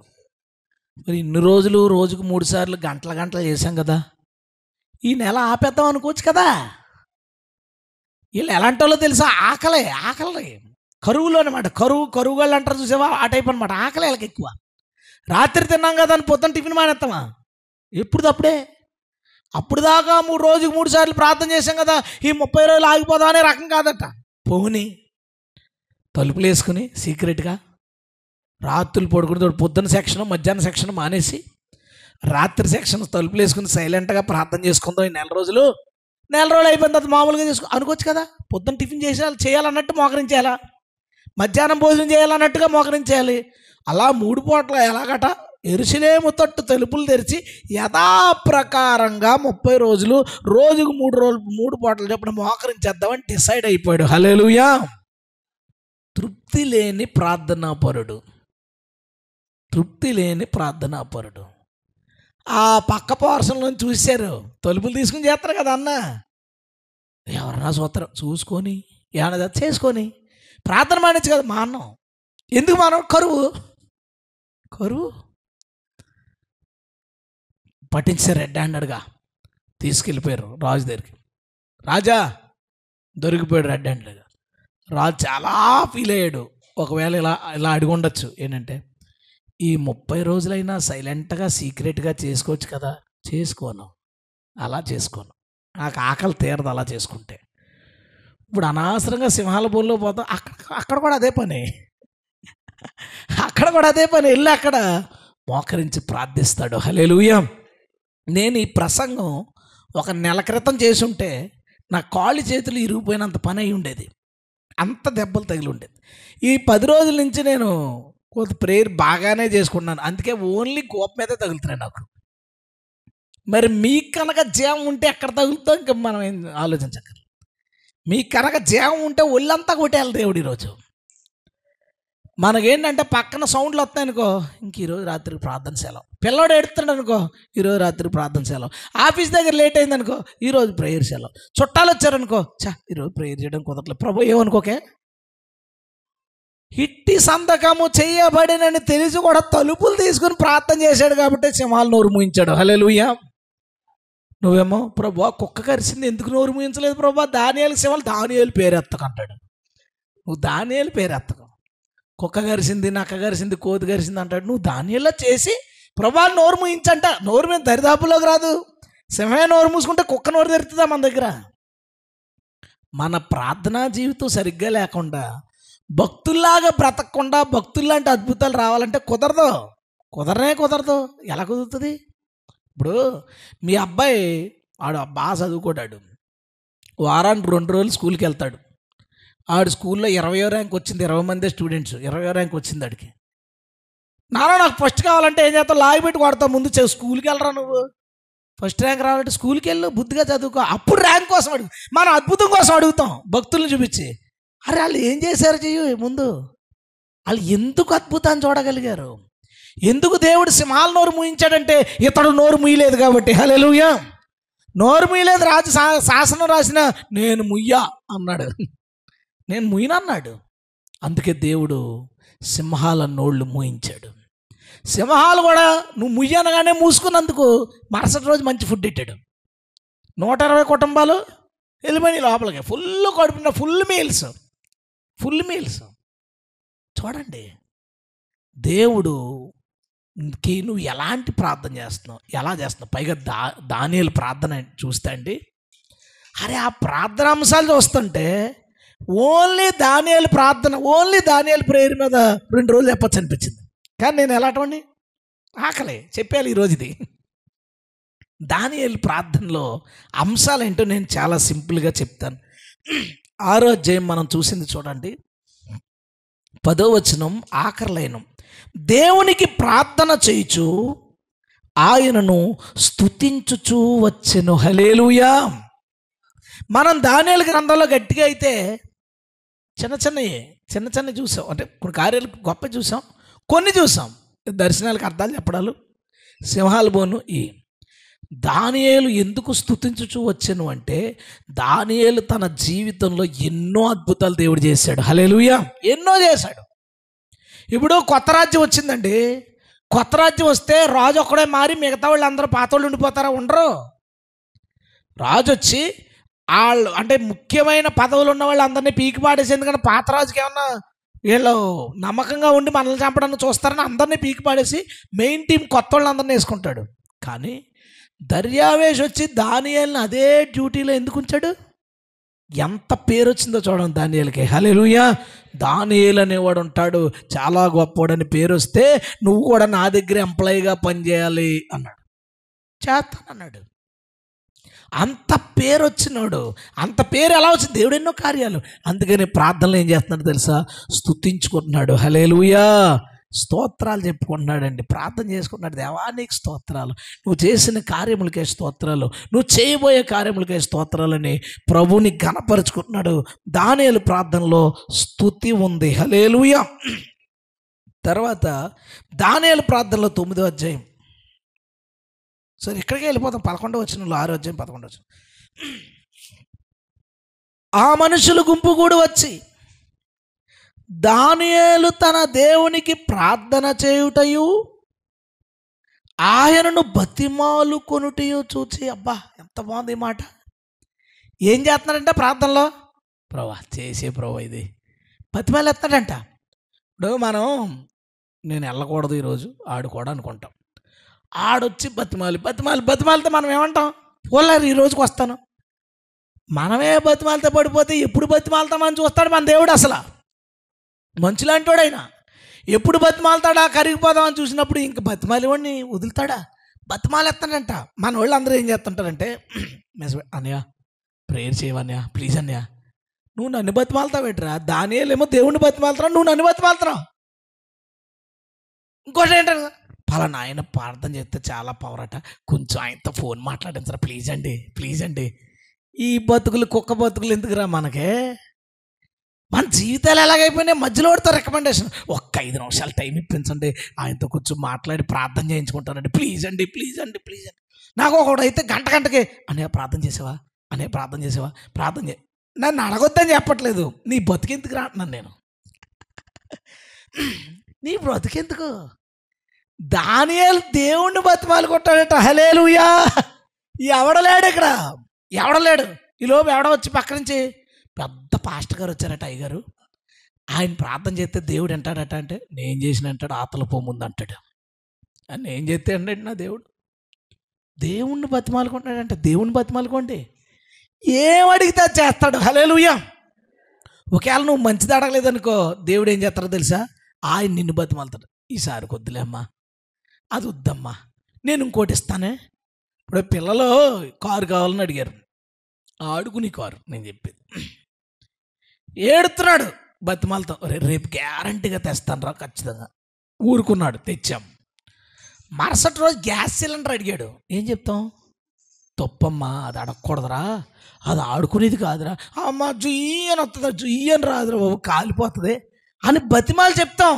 ఎందుకు? ఆడు బతిమాలుతుంటే వద్దని బతిమాలుతాడు. నువ్వు దేవుణ్ణి బతిమాలు, నువ్వు మంచిది అడగపోయినా సరే బతిమాలు ఒప్పించుకుంటాడు తప్ప నిన్ను మాత్రం పేకడం. ఏమంటావు? దేవుణ్ణి బతిమాలితే ఎంత అద్భుతమైన మాట అండి. దానియేలు ప్రార్థన చేయడం వచ్చారు వీళ్ళందరూ సైనికులు. చూస్తుంటే తెగ బతిమాలేస్తున్నాడు దేవుణ్ణి. మరి ఏం అడుగుతున్నాడో? దేని గురించి అడుగుతున్నాడో బ్రతిమాలుతున్నాడు. స్తుతి ఉంది ప్రార్థనలో. బ్రతిమాలడం దేవుణ్ణి బ్రతిమాలుకోండి, దేవుడు చేస్తాడు. హల్లెలూయా. మాకు ఇన్ఫర్మేషన్ ఇవ్వండి. అన్నయ్య నేను ప్రార్థన చేస్తున్నాను, మీరు కూడా ప్రార్థన చేయండి. పాస్టర్ గారు మేము దీని గురించి ప్రార్థన చేస్తున్నాను, మీరు కూడా చేయండి, దేవుడు ఏమన్నా మాట్లాడితే చెప్పండి అంటే అది అందంగా ఉంటుంది. చీటుగా మాటికి ప్లీజ్ బతిమాలి, సబ్జెక్ట్ చెప్పవా ప్లీజ్ ప్లీజ్ ప్లీజ్, పాయింట్లు చెప్పవా ప్లీజ్. మమ్మల్ని బతిమాలతారేంట్రా బాబు? దేవుణ్ణి బతిమాలుకోండి. దేవుని స్తోత్రం. ఎలాంటి వాళ్ళు అనుకుంటున్నా వీళ్ళు? ఈ భక్తులు ఎలాంటి వాళ్ళు? దేవుడు ఎందుకు అంత అలా అనుకుంటాడు వాళ్ళ గురించి అంటే అలాంటి భక్తులు వాళ్ళు. దేవుణ్ణి బతిమాలుకుంటున్నాడు. తర్వాత 9వ అధ్యాయంలో అక్కడ ఒక మాట ఉంటుంది, ఉపవాసం ఉండి. 9వ అధ్యాయం 3వ వచనం. అంతటా నేను గోనె బట్ట కట్టుకుని ధూళి తలపైన వేసుకుని ఉపవాసం ఉండి ప్రార్థన విజ్ఞాపనలు చేయుటకై ప్రభువగు దేవుని ఎదుట నా మనసును నిబ్బరము చేసుకుంటుని. హల్లెలూయా. అప్పుడు దానియేలు వయసు 80 సంవత్సరాలు. సుమారు 80 సంవత్సరాల వయసులో ఏదో దర్శనం కోసం, దాని మీనింగ్ కోసం ఉపవాసం ఉన్నాడు. ఉపవాసం ఉంటే దేవుడు సమాధానాన్ని పంపాడు, కానీ దగ్గరికి రాలా, మధ్యలో అడ్డుకున్నాడు. 21 రోజులకు వచ్చాడు. అందుకే 21 రోజులు ఫాస్టింగ్ ప్రేయర్స్ అంటుంటారు. ఎందుకనుకుంటున్నారు? దానియేలు 21 రోజులు ఉన్నాడు. దానియేలు 21 రోజులు చేయలే. సమాధానం ఇంకో 10 రోజులు రాకపోతే 31 రోజులు చేద్దాడు. దానియేలు 21 రోజులు, 40 రోజులు అయితే పెట్టుకుని ఉన్నారు భక్తులు. 21 రోజులు ఏంటి? ఒక రోజు ఉందాం అనుకున్నాడు, ఆన్సర్ రాలేదు. అలా ఉండిపోయాడు 21వ రోజున దేవుడు వచ్చి వారికి సమాధానం చెప్పాడు. దేవుని స్తోత్రం. దానియేలు దర్శనాల కోసం ప్రార్థన చేస్తాడు, దర్శనాల అర్థం కోసం ప్రార్థన చేస్తాడు. ఒకసారి అసలు దానియేలు రేంజ్కి వెళ్ళిపోయిన దానికి కారణం ఏంటి? నెబుకద్నెజరుకు ఒక కల వచ్చింది. కల వస్తే పొద్దునకి కల మర్చిపోయాడు, దాని మీనింగ్ కావాలంటున్నాడు. ఈ నెబుకద్నెజరుకి ఏంటంటే జ్ఞానుల్ని పెంచి పోషించి దగ్గర పెట్టుకుంటాడు. అందుకే కదా చురుకైన వాళ్ళని తీసుకెళ్ళి యూదుల్ని, ఈ దానియేలు, అననీయ, మిషాయేలు, అజర్యేలు అందరూ ఎందుకు పెట్టుకున్నాడు? జ్ఞానులు కాబట్టి వాళ్ళు తెలివైన వాళ్ళు అవుతారని, షార్ప్గా ఉన్నారని జ్ఞానులందరినీ పిలిచాడు. ఏంటి రాజా? ఒక కళకే అర్థం చెప్పాలి. కళ ఏమొచ్చింది రాజా? కళ మర్చిపోయిన అన్నాడు. ఆలోచిస్తున్నారు, ఎవరికి తట్టట్లేదు. అక్కడ నేను లేను, నేనుంటే ఏదో కళ చెప్పేది. రాజా రాత్రి కళ వచ్చిందని, నువ్వు బండి మీద వెళ్తున్నావు, కుక్కడ్డి వచ్చింది, నువ్వు పడిపోయావు, దెబ్బతని ఒకడు వచ్చి నేను కాపాడు, ఏదో కళ మర్చిపోయాడు కదా. కళ వచ్చాడు కదా, ఏదో చెప్పేది రాడు, ఎవరికి ఐడియా రాలేదు వాళ్ళకి. మధ్యలో కళ గుర్తొచ్చేస్తే వేరే విషయం, అది వేసేద్దాడు. అందులో ఒకడు వచ్చి చివరికి అన్నాడు, రాజా భూమి మీద ఎవడో చెప్పలేడు అన్నాడు. కళ మర్చిపోతే ఎవడో చెప్తాడు మీనింగు? అప్పుడు నెబుకద్నెజరుకు వెలిగింది, ఈ జ్ఞానులు ఉండవు అనవసరం అని, నా రాజ్యంలో జ్ఞానులు అందరినీ చంపేయండి అన్నాడు. సరిగ్గా చదువుతూ ఉంటాయని. జ్ఞానులు అందరినీ చంపేయండి అంటే మొత్తం కత్తులు కటారీలు రెడీ చేస్తున్నారు. వీళ్ళేమో జూనియర్స్, దానియేలు అక్కడేమో కోటలో సీనియర్లు. కత్తులు రెడీ చేస్తుంటే ఎందుకు రాజా, ఎందుకంటే అని అడిగాడు దానియేలు. జ్ఞానులు అందరినీ చంపేయమన్నారు, మిమ్మల్ని అందరినీ చంపేస్తా. ఇంత అర్జెంట్ ఏమైంది? రాజుగారికి కళ వచ్చిందంటే అర్థం చెప్పాలా? చెప్పడానికి అంత కళ మర్చిపోయాడట. వెళ్ళి అననీయ, మిషాయేలు, అజర్యాలతో అంటాడు, మనందరం వేడుకొందాం, దేవుణ్ణి ప్రార్థన చేద్దాం, ఆ దర్శనం ఏంటో దేవుడు మనకు చెప్తే మనం అందరం కాపాడబడతాం అన్నాడు. హల్లెలూయా. ప్రార్థన చేసుకుని నిద్రపోతే ఒక విచిత్రమైన విషయం జరిగింది అక్కడ. ప్రార్థన చేసుకుని నిద్రపోయిన దానియేలు దర్శనములో నెబుకద్నెజరుకు వచ్చిన దర్శనంలోకి వెళ్ళాడు. విచిత్రం. పడుకుంటే విజన్ రావడం కాదు. నెబుకద్నెజరుకి ఏ దర్శనం వచ్చిందో దాన్ని చూడడానికి నెబుకద్నెజరు దర్శనంలోకి వెళ్ళాడు. అన్ని చూశాడు. ఓహో, నెబుకద్నెజరు ఎన్ని దర్శనం చూశాడు అనమాట. దాని మీనింగ్ ఇది అనమాట. ఇతను పక్కోడి కళ్ళలోకి వెళ్ళడం ఏటో, పక్కోడి కళ్ళలోకి వెళ్ళిపోయి వచ్చాడు, పొద్దుని చెప్పేశాడు, రాజా నీకు వచ్చిన విజన్ ఇది, దాని ఆన్సర్ ఇది. అంతే. ప్రార్థన. హల్లెలూయా. దర్శనం కోసం ప్రార్థన, దర్శనానికి అర్థం కోసం ప్రార్థన, ఉపవాసాలుండి ప్రార్థన, స్తుతులు చెల్లించడానికి ప్రార్థన, బతిమాలుకోవడానికి ప్రార్థన. 9వ అధ్యాయం అంటాడు ఇంకా ఏమో తెలుసా? తన పాపములను, తన ప్రజల పాపములను ఒప్పుకుంటూ ప్రార్థన. తన పాపాలు ఏం పాపాలు ఉంటాయి? అయినా జ్ఞాపకం చేసుకుని తన పాపాలు ఒప్పుకుంటున్నాడు, తన ప్రజల పాపాలు ఒప్పుకుంటున్నాడు. ప్రభువా, మేము ఎర్ర సముద్రం నుంచి నువ్వు తీసుకొచ్చినా మేము ఇలాగే బతికామంటూ ఇశ్రాయేలు చేసిన పాపాలన్నీ తన మీద కూడా వేసుకుని పాపాలన్నీ ఒప్పుకుంటూ ప్రార్థన చేస్తారంటే గట్టిగా స్తోత్రం చెప్తారా? హల్లెలూయా. అలాంటి ప్రార్థనాపరుడు ఎన్నిసార్లు చేసినా, ఎంతసేపు చేసినా ప్రార్థన సమయంలో సంతృప్తి లేని భక్తుడు దానియేలు. మనందరం ప్రార్థించేటప్పుడు ఒక్కొక్కసారి అప్పుడప్పుడు ఈ అద్భుతం జరుగుద్ది. ఏంటనుకుంటున్నావు? పావుగంట ప్రార్థన చేద్దామని మోకరిస్తావు, 45 నిమిషాలు అయిపోతే ఏంటి 45 నిమిషాలు ఎలాగైపోయింది? అప్పుడు మాత్రమే నువ్వు బాగా చేసావు అనమాట. అప్పుడు మాత్రమే చేసావు నువ్వు మంచి ప్రార్థన. ప్రార్థనా పరులకి సమయం అవ్వదు, సంతృప్తి ఉండదు, ఇంకా తప్పక ప్రార్థన ముగించాలి. అర్థమైందని నేను చెప్పింది. ప్రార్థనాపరుడు ఏంటంటే తప్పక ప్రార్థన ముగించాలి. నిద్ర ఆగట్లేదు, తప్పక ప్రార్థన ముగించాలి. ఆఫీస్కి వెళ్ళిపోవాలి, తప్పక ప్రార్థన ముగించాలి తప్ప ఎప్పుడు 10 నిమిషాలు అయిపోద్దని అనుకోడట దానియేలు. చూడండి, అంతంటే ప్రార్థనాపరులు, ప్రార్థనా వీరులు, వాళ్ళ గోల్స్ చూడండి.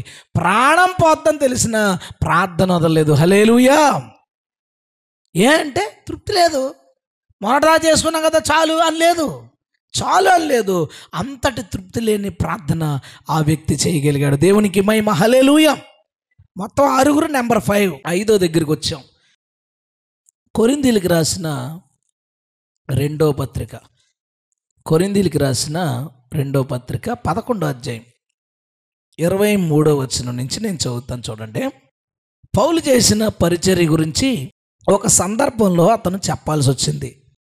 23వ వచనం నుంచి, వారు క్రీస్తు పరిచారకులా? వెర్రివాని వలె మాట్లాడుచున్నాను. నేనును మరి ఎక్కువగా క్రీస్తు పరిచారకుడిని, మరి విశేషంగా ప్రయాసపడి తిని, మరి అనేక పర్యాయాలు చెరసాల్లో ఉంటిని, అపరిమితంగా దెబ్బలు తింటిని, అనేక మార్లు ప్రాణాపాయంలో ఉంటిని, యూదుల చేత 5 మార్లు ఒకటి తక్కువ 40 దెబ్బలు తింటిని, 3 బెత్తములతో కొట్టబడుతుంది, ఒకసారి రాళ్లతో కొట్టబడుతుంది, 3 ఓడ పగిలి శ్రమ పడుతుంది, ఒక రాత్రింపగలు సముద్రంలో గడిపితుంది, అనేక పర్యాయాలు ప్రయాణములోను, నదుల వలనైన ఆపదల్లోను, దొంగల వలనైన ఆపదల్లోను, నా స్వజనుల వలనైన ఆపదల్లోను, అన్యజనుల వలనైన ఆపదల్లోను, పట్టణముల్లో ఆపదలోను, అరణ్యంలో ఆపదలోను, సముద్రంలో ఆపదల్లోను, కపట సహోదరుల వల్ల ఆపదలోను ఉంటిని. ప్రయాసతోనూ కష్టముతోనూ, తరచూ జాగరణాలతోనూ, ఆకలి దప్పులతోనూ, తరచుగా ఉపవాసాలతోనూ, చలితోనూ, దిగంబరత్వంతోనూ ఉంటిని. ఇంకనూ చెప్పవలసినవి అనేకలు ఉన్నాయంటాయి బాబాయ్. ఇంకా చెప్పడానికి చాలా ఉన్నాయా? ఎందుకు పౌలు ఎంత సేవ చేసే చాలదో, మరి ఎక్కువగా మరి ఎక్కువగా మరి ఎక్కువగా. ఇది క్రీస్తు శకం 54లో రాశాడు. పౌలు 64లో చచ్చిపోయాడు. తర్వాత ఎన్ని చేసి ఉంటాడు చూడు, తర్వాత ఎంత ప్రయాసపడ్డాడు. ఇక చాలు అనడానికి లేదు. కొంతమంది పాస్టర్లు అంటారు 200 మంది 150 మంది సంఘం ఉన్నారు అనుకో. అప్పట్లో అండి వీధి వీధి సువార్త చేసేవాడి మా వాళ్ళు. మరి ఇప్పట్లో ఎందుకు చేయట్లేదు? జనం వచ్చారు, చాలు. అప్పట్లో అండి నడి రోడ్డు మీద ఉండి కరపత్రికలు పంపే. మరి ఇప్పుడో చాలు. ఇంకా అప్పట్లో ఎంత కష్టపడేవాళ్ళు అనుకుంటున్నారు. బాక్సులు గీక్సులు అన్నీ మోసుకెళ్ళి ఎక్కడ పడితే అక్కడ మీటింగ్ పెట్టేవాళ్ళు అండి. చర్చిలో ఎవరన్నా కోటం పెడితే. మరి ఇప్పుడేమైంది? పౌలు అంటోండి చూడాలి, పౌలు అంటోండి. నేను మొన్న ఇది చదివి నేను అన్నాను ఎవరితో, నా పక్కన ఉన్న వాళ్ళతో, నాకు జీతం ఎక్కువ పని తక్కువ అన్నాను. నీతోనే కదా అంటే, జీతం ఎక్కువ పని తక్కువ అని. అదేంటి నిజమే, నాకు దేవుడిచ్చే జీతం విపరీతంగా ఇస్తున్నాడు. నేను చేసే పని ఇది చదివిన తర్వాత అయ్యో పని రాక్షసుడు బాబాయ్ పౌలు, పని రాక్షసుడు. ఏం కావాలంటే ఇంక పనే. నువ్వు సువార్త చేయకురా బాబు అని చెదగొడితే మళ్ళీ అదే ఇంకో చోటకి. బుద్ధి రాదంటే రాదు, మారను. ఏ అంటే ఆకలే. ఈ బయట ఉంటే పని అవట్లని తీసుకెళ్ళి జైల్లో పెడితే జైల్లో ఖైదీలు మార్చేస్తాడు. దేవుని స్తోత్రం.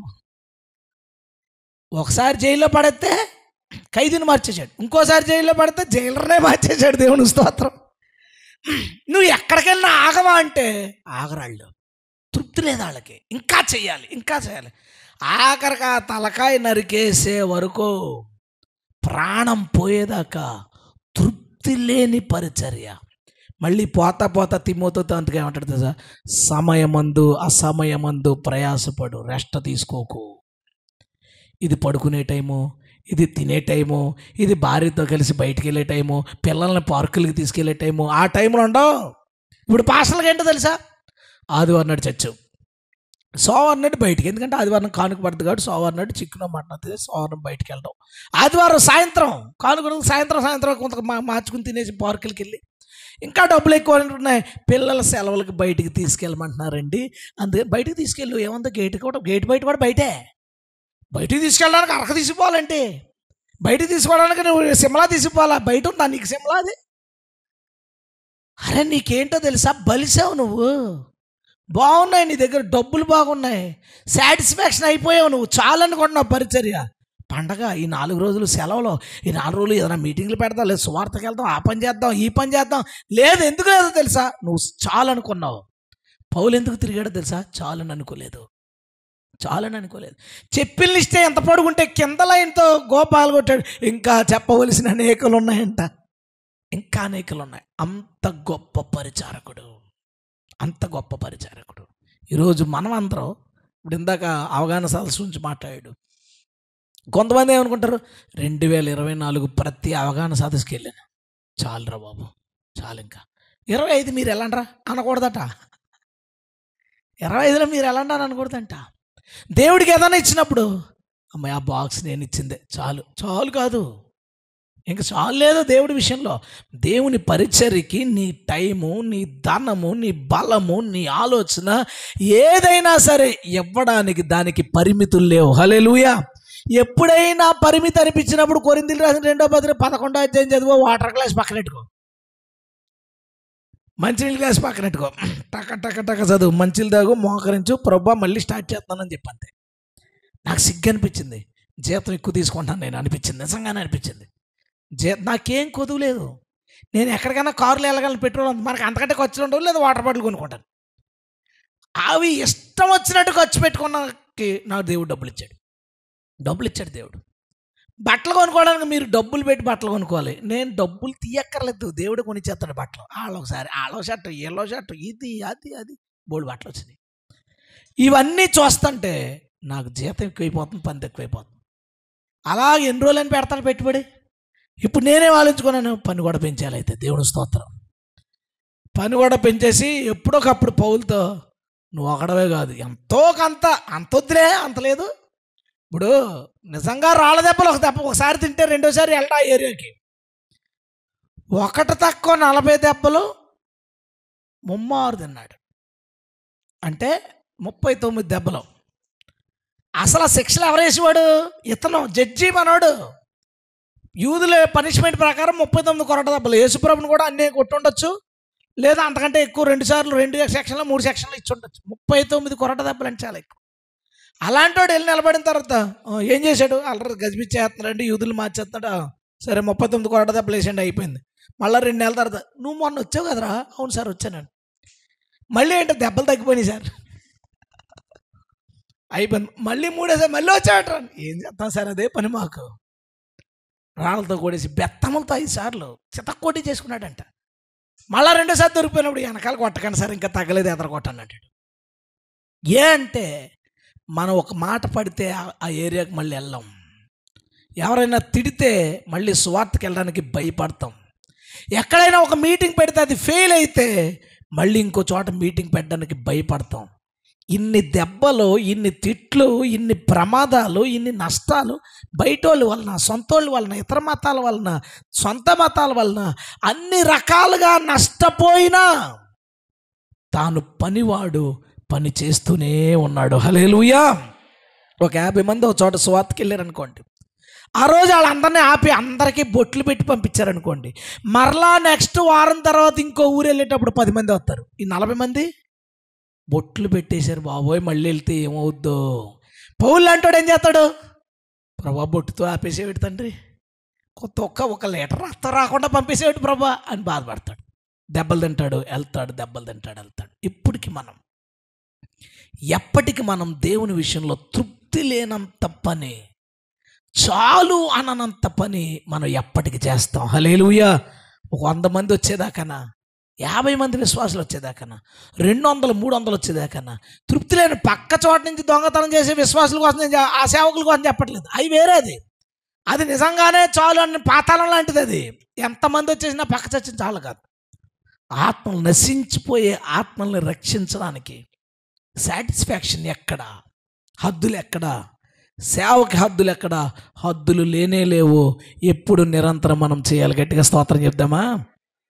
హల్లెలూయా. ఈ సంవత్సరం ఇన్ని ఇమెయిల్ చేశాను, అన్ని వీడియోలు చేశాను, ఏం చేయలేదు. ఇంకా మనం ఏం చూడాలి? ఇంకా ఏం చేయలేదు, ఇంకా ఏం చేయాలి, ఇంకా ఏం చేయాలి, ఇంకా ఏం చేయాలి, ఇంకా ఏం చేయాలి. పౌలు కొరింథీయుల 2వ పత్రిక ఎన్నో అధ్యాయం చెప్పండి? ఇప్పుడుగా చెప్పాం 11 చదవండి. అప్పుడప్పుడు డల్ అవుతున్నప్పుడల్లా చదవండి. లాగిపెట్టి పుషింగ్ ఎత్తాడు, చాలా దూరం వెళ్ళిపోతాం దాన్ని పట్టుకుని. హల్లెలూయా. అలాంటి వాళ్ళు ఉన్నారు, తృప్తి లేని వాళ్ళు సేవలో. ఆఖరి వ్యక్తిని నేను మీకు చూపిస్తాను. నిర్గమకాండం 33వ అధ్యాయం 9వ వచనం నుంచి నేను చదువుతానండి. మోషే ఆ గుడారంలోనికి పోయినప్పుడు మేఘస్తంభము దిగి గుడారపు ద్వారమందు నిలవగా యెహోవా మోషేతో మాటలాడుచుండెను. ప్రజలందరూ ఆ మేఘస్తంభము ఆ గుడారపు ద్వారమున నిలుచుట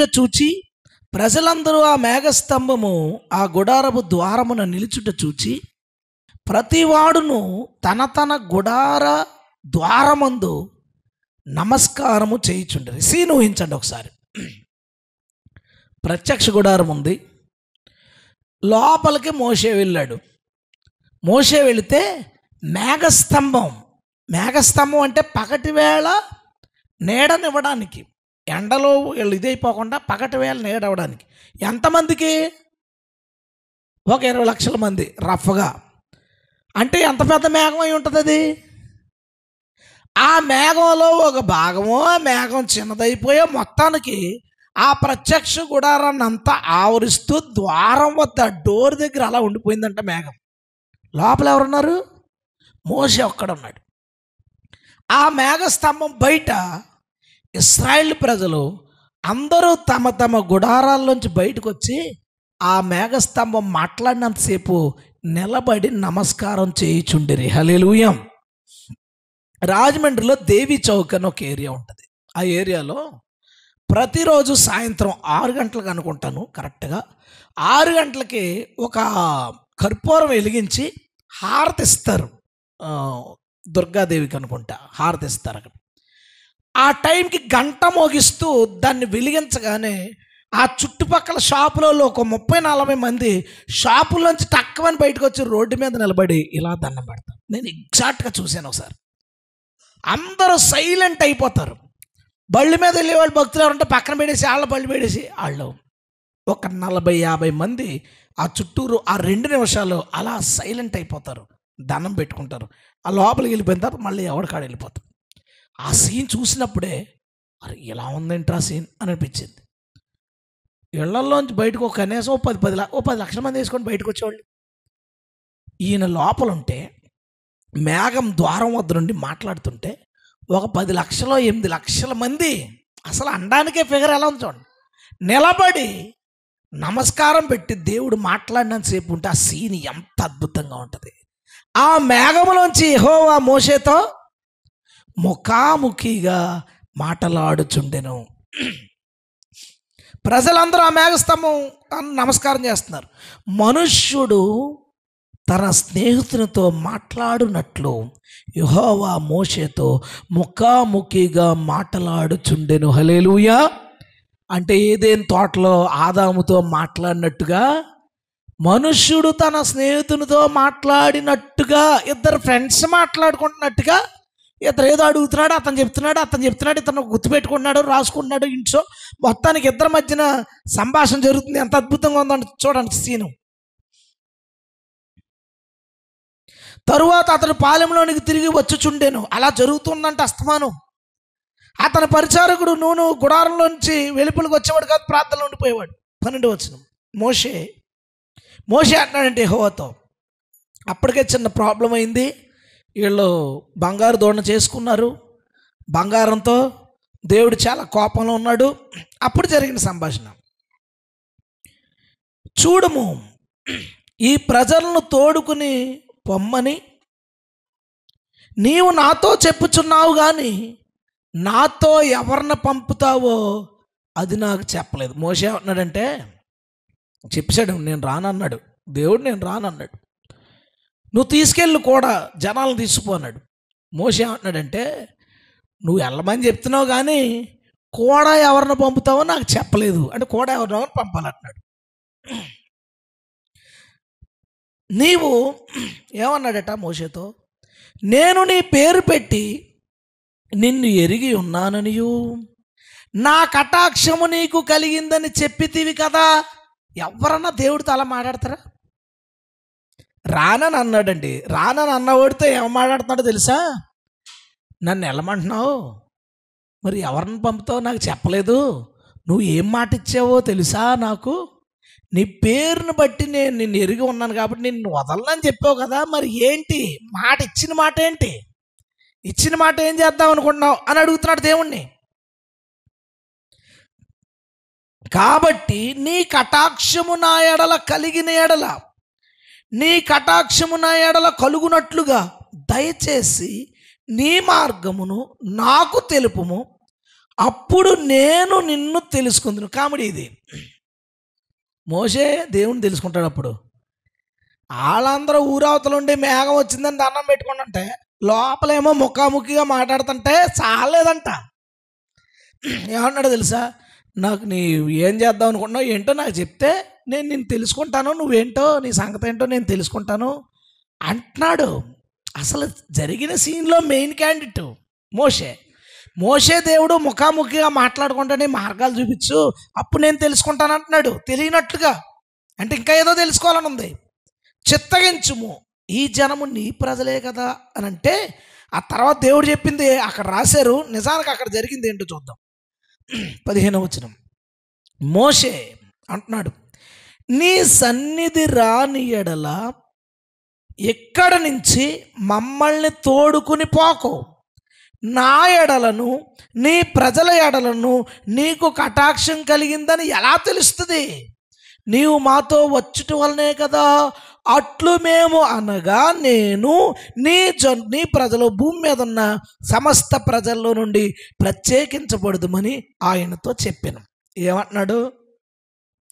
నీవు నా మీద కటాక్షం చూపించావు అని నేను ఎప్పుడు నమ్ముతానో తెలుసా? నువ్వు నా కోడ వస్తేనే, లేకపోతే కటాక్షం లేనట్టే. కటాక్షం చూపిస్తాను, నువ్వు నాకు మాట ఇచ్చావు. నువ్వు మాట ఇచ్చావు కాబట్టి నువ్వు మాతో కూడా వస్తే మేము బయలుదేరతాం, లేకపోతే రాము అనొచ్చండి ఎవరన్నా దేవుడితో? అలాగా దేవుడితో అనకూడదు, కానీ ఫ్రెండ్తో అనొచ్చు. ఒరే నువ్వు వస్తేనే వెళ్తాం మేము బయటికి, నువ్వు రాకపోతే రాము అనొచ్చు. అని బతిమాలి రానంటే ఆడు అంటాడు, నువ్వు రాకపోతే మేము కూడా మానేస్తాంరా అన్నప్పుడు అటుపక్క కూడా ఉంటాడు, సరేలేరా వస్తాను అంటాడు. కిందకి వెళ్ళిపోదాం. 17వ వచనం. కాగా యెహోవా నీవు చెప్పిన మాట చొప్పున చేసేదను. ఆగిపోండి ఒకసారి. ఏమంటే దేవుడు చెప్పినట్టు మనిషి చేయాలా, మనిషి చెప్పినట్టు దేవుడు చేయాలా? ఇక్కడ లేదు, అసలు దేవుడు మనిషి కాదు. అక్కడ ఇద్దరు కూర్చుని మాట్లాడుకుంటున్నారు ఫ్రెండ్స్. ఏమంటాడో తెలుసు యెహోవా? నీవు చెప్పినట్టు నేను చేస్తానులే, నేను నీ కూడా వస్తా. ఏంటి అసలు ఈ సంభాషణ? ఎంతటి క్లోజ్ అవ్వకపోతే, ఎంతటి ఇద్దరి మధ్య సంబంధం ఉండకపోతే దేవుడు మనిషితో నేను ఎలా చేద్దాం అనుకున్నాను, నువ్వు అలా చేయడానికి కుదరదు, నువ్వు వస్తే వెళ్తాం లేకపోతే ఎక్కడ ఉంటాం, ఏం చేస్తే చేసుకో అనేమో ఇతనంటే, మోషే చెప్పినట్లు యెహోవా అన్నాడు, సరే నువ్వు నాకు చెప్పావు కదా, నువ్వు చెప్పినట్లు నేను చేస్తానులే అన్నాడట. నీ మీద నాకు కటాక్షం కలిగింది, నీ పేరుని బట్టి నేను ఎరుగున్నానని మోషేతో చెప్పగా అతడు దయచేసి నీ మహిమను నాకు చూపుమనగా. ఆగండి, మహిమ అంటే ఏమడిగాడు అక్కడ? ముఖం అడిగాడు. దయచేసి నీ ముఖం అవసరమా మోషేకి? ఇందులో 1% కూడా దిక్కు లేక బతుకుతున్నాం మనం. 1% లేక. ఎప్పుడైనా విజన్ వస్తే అమ్మయ్య, ఇందాక తిమోతి దర్శనం రాగానే ఒక ఫీల్ అండి, దేవుడు నన్ను చెయ్యి వెదవలేదని నాకు అర్థమైందండి, దేవుడు నాతోనే ఉన్నాడని అర్థమైంది. 20 రోజులు ఆ బూస్ట్ సరిపోద్ది, 20 రోజులు సరిపోద్ది. 20 రోజుల తర్వాత దర్శనం రావట్లేదట అనుకుంటాడు. నెల రోజుల తర్వాత నెల అయిపోయింది మళ్ళీ మాట్లాడలేదట అనుకుంటాడు. ఓ 4-5 నెలల తర్వాత వచ్చిందనుకో, అమ్మయ్య మళ్ళీ వచ్చింది అనుకుంటాం. మనందరం అంతే. ఈయనేటో తెలుసా, ఒక ఇంట్లో కూర్చుని మాట్లాడుకుంటుంటే సర్లే కానీ నాకు నీ మొహం చూపించంటాడు. చాలదా నీకు జరిగింది? తృప్తి లేని స్నేహం అది, సాటిస్ఫాక్షన్ లేదు వీళ్ళకి. వీళ్ళ ఆధ్యాత్మికతలో దేవుడితో ముఖాముఖి స్థాయికి వెళ్ళిపోయినా సరే ఇంకా ఏదో కావాలంట. ఇప్పుడు దేవుడు రివర్స్లో చూడండి, నీ మహిమ చూపించు అంటే ఆయన అన్నాడు కదా, నా మంచితనం అంతా నీకు చూపిస్తాను, నా నామాన్ని నీకు ప్రకటిస్తాను. ఎందుకు ముఖం చూస్తే చచ్చిపోతావు మోసే, అందుకని ఏం చేద్దామంటే నా మంచితనం చూపిస్తాను, నా పేరులో మీనింగ్లు ఏంటో చూపిస్తాను, నేను ఎలాంటి వాడినో చూపిస్తానంటే మోసే అన్నాడు తెలుసా, నాకు ముఖమే కావాలా, మొహమే కావాలా. ఏంటంటే ఇది జరిగిన విషయం. ఒక దేవుడికి మనిషికి ఉండాల్సిన సంభాషణ అది. స్తోత్రం చెప్దాం ఒకసారి, హల్లెలూయా. దేవుడు ఇంకా రిక్వెస్ట్ చేస్తున్నాడు మోసేని, మోసే వద్దు చచ్చిపోతాను, నువ్వు చచ్చిపోతే కుదరదు. ఏమన్నాడు మోసే, నాకు నీ ముఖం కావాలి ప్రభు. ఇంకా దేవుడు ఎక్కడికి దిగాడంటే, ఫోన్లే మోసే నా భుజం చూపిస్తానులే, మొహం చూపిస్తాను. నేను అన్నాను కదా ఇందాక, మనం ఎలాగ బతిమాలుతామో తిరగేసి బతిమాలి ఇవ్వండి, అలాగా దీంతో అందాక సరిపెట్టుకో. మోసే అనుకుంటాడు, ఇప్పుడు భుజం దాకా వచ్చాం, రేపు ముఖం దాకా వద్దాంలే అనుకుని ఉంటాడు. సరే ప్రభా అయితే అందాక భుజం చూపించాం. చూపించిన తర్వాత సంతోషించాడు. ఇంకా ఎన్నిసార్లు అనుకుంటాడో, ప్రభా నాకు నువ్వు కనపడని. తృప్తి లేని భక్తుడు. మనం ఆగిపోకూడదు ఒక చోట. దేవుని స్వరం నేను 3 సార్లు విన్నాను, దేవుడు నన్ను తాకడం నాకు తెలుసు, దేవుడు నన్ను దర్శించడం తెలుసు, దేవుడు నాలోకి రావడం తెలుసు, నాకు పరలోకం నేను ఒకసారి దర్శనంలో చూశాను. ఈ చాలు అనుకునే వాళ్ళు చేసే పని.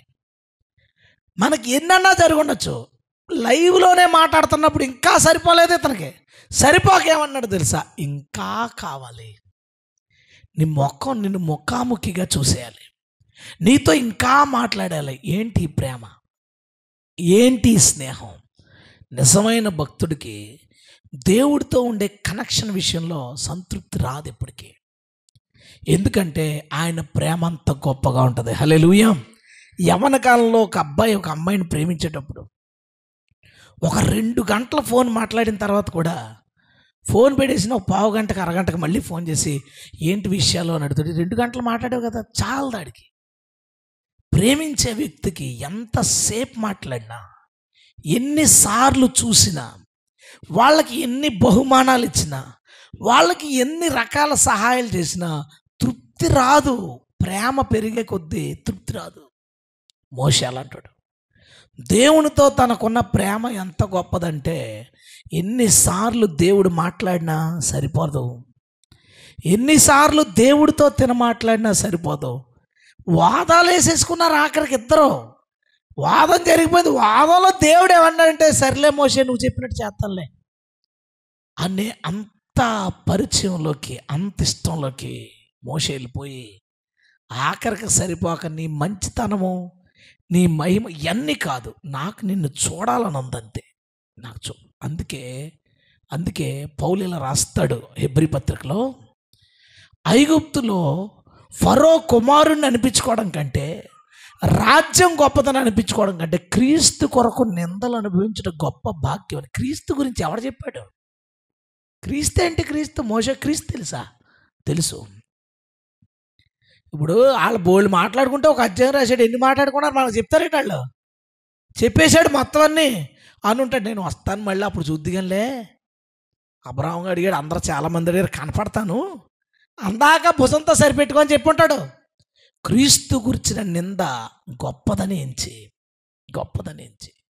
తనకు అర్థమైంది. క్రీస్తు అనేవాడు వస్తాడని అర్థమైంది. అతడు మనుషుల్ని విడుదల చేస్తాడని అర్థమైంది. అతను ఇశ్రాయిల్లో పుడతాడు, ఇశ్రాయిల్లో పుట్టాలంటే నేను ఇందులోంచి బయటకు రావాలని తెలుసుకున్నాడు. క్రీస్తుని గురించి నింద గొప్పదని తను అనుకున్నాడు. చూడండి, వాళ్ళకి యేసు ప్రభు గురించి తెలుసు. వాళ్ళకి ఎలా తెలుసు? దేవుడితో వాళ్ళకున్న సాంగత్యం, స్నేహం, ప్రతిదీ దేవుడు వాళ్ళకి ముందే చెప్పేశాడు.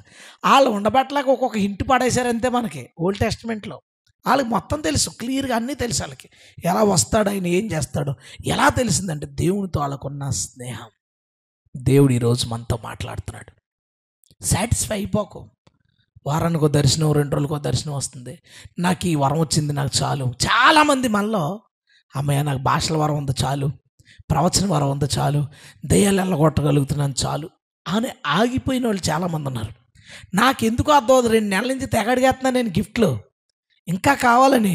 లేదని నేను చెప్తాను కదా, ఈ వాక్యం నెల క్రితం ఎప్పుడో నేను చెప్పుంటే, నేను చెప్పకపోదు నిజంగా. నేను చెప్పను ప్రభు, నేను సరిపోను అసలు. నేను అన్ని సాగు దెబ్బలు తినలేనప్పుడు గంట వాక్యంలో పాయింట్ తగిలిందంటే అదే నాకు చాలా ఇబ్బందిగా ఉంటుంది. అలాంటిది వాక్యం అంతా సాగ కొడితే నా వల్ల కాదని ఆగిపోదును. కానీ నాకు తెలీదు ఇది చెప్పడానికి నన్ను ప్రిపేర్ చేయించాడేంటో. నేను కూడా ఇది ఈరోజు దేవుడు మనతో మాట్లాడింది ఈ సంవత్సరం అంతటికి మన ఎదుట ఉంచిన ఒక అద్భుతమైన పరుగు పందెం. హల్లెలూయా. నీవు పాడే పాటల విషయంలో, బైబిల్ చదివే విషయంలో, చర్చికి రావడం విషయంలో, పరిచర్య చేసే విషయంలో, ప్రార్థన చేసే విషయంలో, దేవుడితో పర్సనల్ ఇంటరాక్షన్ విషయంలో ఇది మనకు ఒక గోల్. ఎప్పుడూ తృప్తి చెందకు. నాకు చాలా నన్ను ఇన్స్పైర్ చేశాడు ఈరోజు దేవుడు, చాలా ఇన్స్పైర్. నేను ఎప్పుడైనా చెప్తుంటాను ఎవరికైనా సాక్ష్యాలు, నన్ను దేవుడు ముట్టుకోవడం నాకు తెలుసు, నన్ను వెనకాల టచ్ చేయడం నేను చూశాను, నా కాళ్ళు టచ్ చేయడం చూశాను, నా భుజం మీద పట్టుకుని లేపడం చూశాను, నా తల నిమరడం నాకు తెలుసు. ఇవన్నీ చెప్తుంటే వాళ్ళందరూ అయ్యి బాబోయ్ అంటే నేను కూడా అయ్యి బాబాయ్ అనుకున్నాను. ఇప్పుడు అయ్యి బాబోయ్ మనం ఎక్కడ ఉన్నానా బాబు అనిపించింది. మోషే అసలు అడగొచ్చండి అలాగా, అంత క్లోజ్ అయినాడు, ముఖం చూపించని అడిగాడా? మనం ఎక్కడున్నాం? మన భక్తి ఎక్కడుంది? దేవుడితో మనకున్న సంబంధం ఎక్కడుంది? ఆ రోజుల్లో దేవుడిని చూస్తే చచ్చిపోతారనే రూల్ ఉంది. ఈ రోజుల్లో హృదయ శుద్ధి కలవారు ధన్యులు, మీరు శుద్ధిగా ఉండండి రా బాబు, కనపడతాననే నిబంధనలు మనం ఉన్నాం. చచ్చిపోతావన్న నిబంధనలో ఉన్నప్పుడే కనపడని అడిగేస్తే చచ్చిపోతానా అన్నా వద్దని ఇతను బతిమాలుతుంటే, లేదు నాకు కుదరదంటే భుజం చూపించి వెళ్ళిపోతాడా? అది మాత్రం దేవుడు కదా, చాలు. ముఖం చూడకపోయినా భుజం చూసేశాడు, చాలు. ఈరోజు మనం ఎలా అడగాలి దేవుణ్ణి? మనం ఎంత సమీపంగా ఉండాలి దేవుడికి? మన ప్రభుతో ఎంత మాట్లాడాలి? ఈ దొంగ బోధకులు కొంతమంది వాళ్ళు ప్రభు వస్తామని నా రూమ్కి వస్తుంటాడు, నాకు చెప్పి వెళ్ళిపోతుంటాడు, అవి రాసేస్తుంటాడు చెప్తాడు. దొంగ పుస్తకాలన్నీ వరస్ట్ పుస్తకాలు, వాళ్ళు చెప్పే మాటలన్నమాట. వీళ్ళు అత్తమని నా రూమ్కి వస్తుంటాడు, వచ్చి మాట్లాడుతుంటాడు. అబద్ధాలు చెప్పుకుని బతుకుతున్నారు. నిజంగా రావాలనుకుంటున్నాడు నీ దగ్గరికి ఆయన. హల్లెలూయా. రావాలనుకుంటున్నాడు, నీతో మాట్లాడాలనుకుంటున్నాడు, ఆయన ముఖం నీకు చూపించాలనుకుంటున్నాడు, ఆయన ముఖం చూపించాలనుకుంటున్నాడు. ఆయన ముఖం నువ్వు చూస్తే, ఆయన ప్రసన్నత నువ్వు అనుభవిస్తే పులకించిపోతావు. ఇప్పటికీ నీలో తీవ్రత తగ్గనే తగ్గదు. చివరి రోజు వరకు మోషే ఆఖరికి కాసేపులో చచ్చిపోతావు అంటే, అయితే నాకు మోయాబు చూపించాడు, మోయాబులో ఉన్నాడు, సారీ నాకు కనాను చూపించాడు. ఆఖరికి చచ్చిపోయేటప్పుడు కూడా నా కనాను చూపిస్తే కానీ కుదరదు అన్నాడు. మళ్ళీ కనాను అంతా చూపించి తీసుకెళ్ళనన్న వాడు ఇతనే, తీసుకెళ్ళనన్నాడు. తీసుకెళ్ళకపోతే నాకు ఆయన నన్ను తీసుకెళ్ళకు కానీ చూపించన్నాడు. ఏం చేస్తారు? మళ్ళీ పెద్ద ఎల్ఈడి స్క్రీను, లైవ్ ఫుటేజ్ మొత్తం అన్నీ చూపించిన తర్వాత అప్పుడు చచ్చిపోయాడంట. చివరి క్షణం వరకు ఎంత ఫ్రెండ్స్ అండి వాళ్ళు. తలుచుకుంటే నాకు ఏడుపు వస్తుంది. అంత క్లోజ్ ఫ్రెండ్స్ ఉంటారా? అంత క్లోజ్గా ఉంటారా? అన్ని సంవత్సరాలు ఇద్దరు ఏ విధమైన అరమరికలు లేకుండా 40 సంవత్సరాలు పొదలో అంత మాట, అదే మనకు చాలు. మన జీవితం అంతగా సాక్ష్యం చెప్పుకుందాం. పొదలోంచి నిరంతరం మాట్లాడుతుంటే నీ ముఖం చూపించి మళ్ళీ నాకు ఇంకా ఏదో కావాలి, సాటిస్ఫాక్షన్ లేదు. నేను చెప్పిన భక్తులు ఎవ్వరూ ఆగినోళ్ళు కాదు. చచ్చిపోయేదాకా దేవుని దగ్గరికి ఇంకా ఏదో దేవునికి చేయాలి, ఇంకా ఏదో ప్రార్థన చేయాలి, ఇంకా ఏదో ఇవ్వాలి దేవునికి. ఇలాంటి గొప్ప భక్తులు మన ముందు పెట్టుకుని ఈరోజు కుళ్ళి మన భక్తి జీవితంలో ముందుకు పరిగెత్తాలి. హల్లెలూయా. నేను ఎక్కడున్నాను రా? ఏం చేసే భక్తి ఏ పాటిది, నేను చేసే ప్రార్థన ఏ పాటిది, నేను బైబిల్ చదివే విధానం ఏ పాటిది, వాళ్ళు ధ్యానించే విధానం ఏంటి, వాళ్ళ పాటలు ఏంటి, వాళ్ళ ప్రార్థన ఏంటి, వాళ్ళ తెగింపు ఏంటి, దేవుడితో వాళ్ళకున్న సంబంధం ఏంటి? వీటన్నిటిని మళ్ళీ మనం రీకన్స్ట్రక్ట్ చేసుకోవాలి, మళ్ళీ వాటిని తిరిగి కట్టుకోవాలి.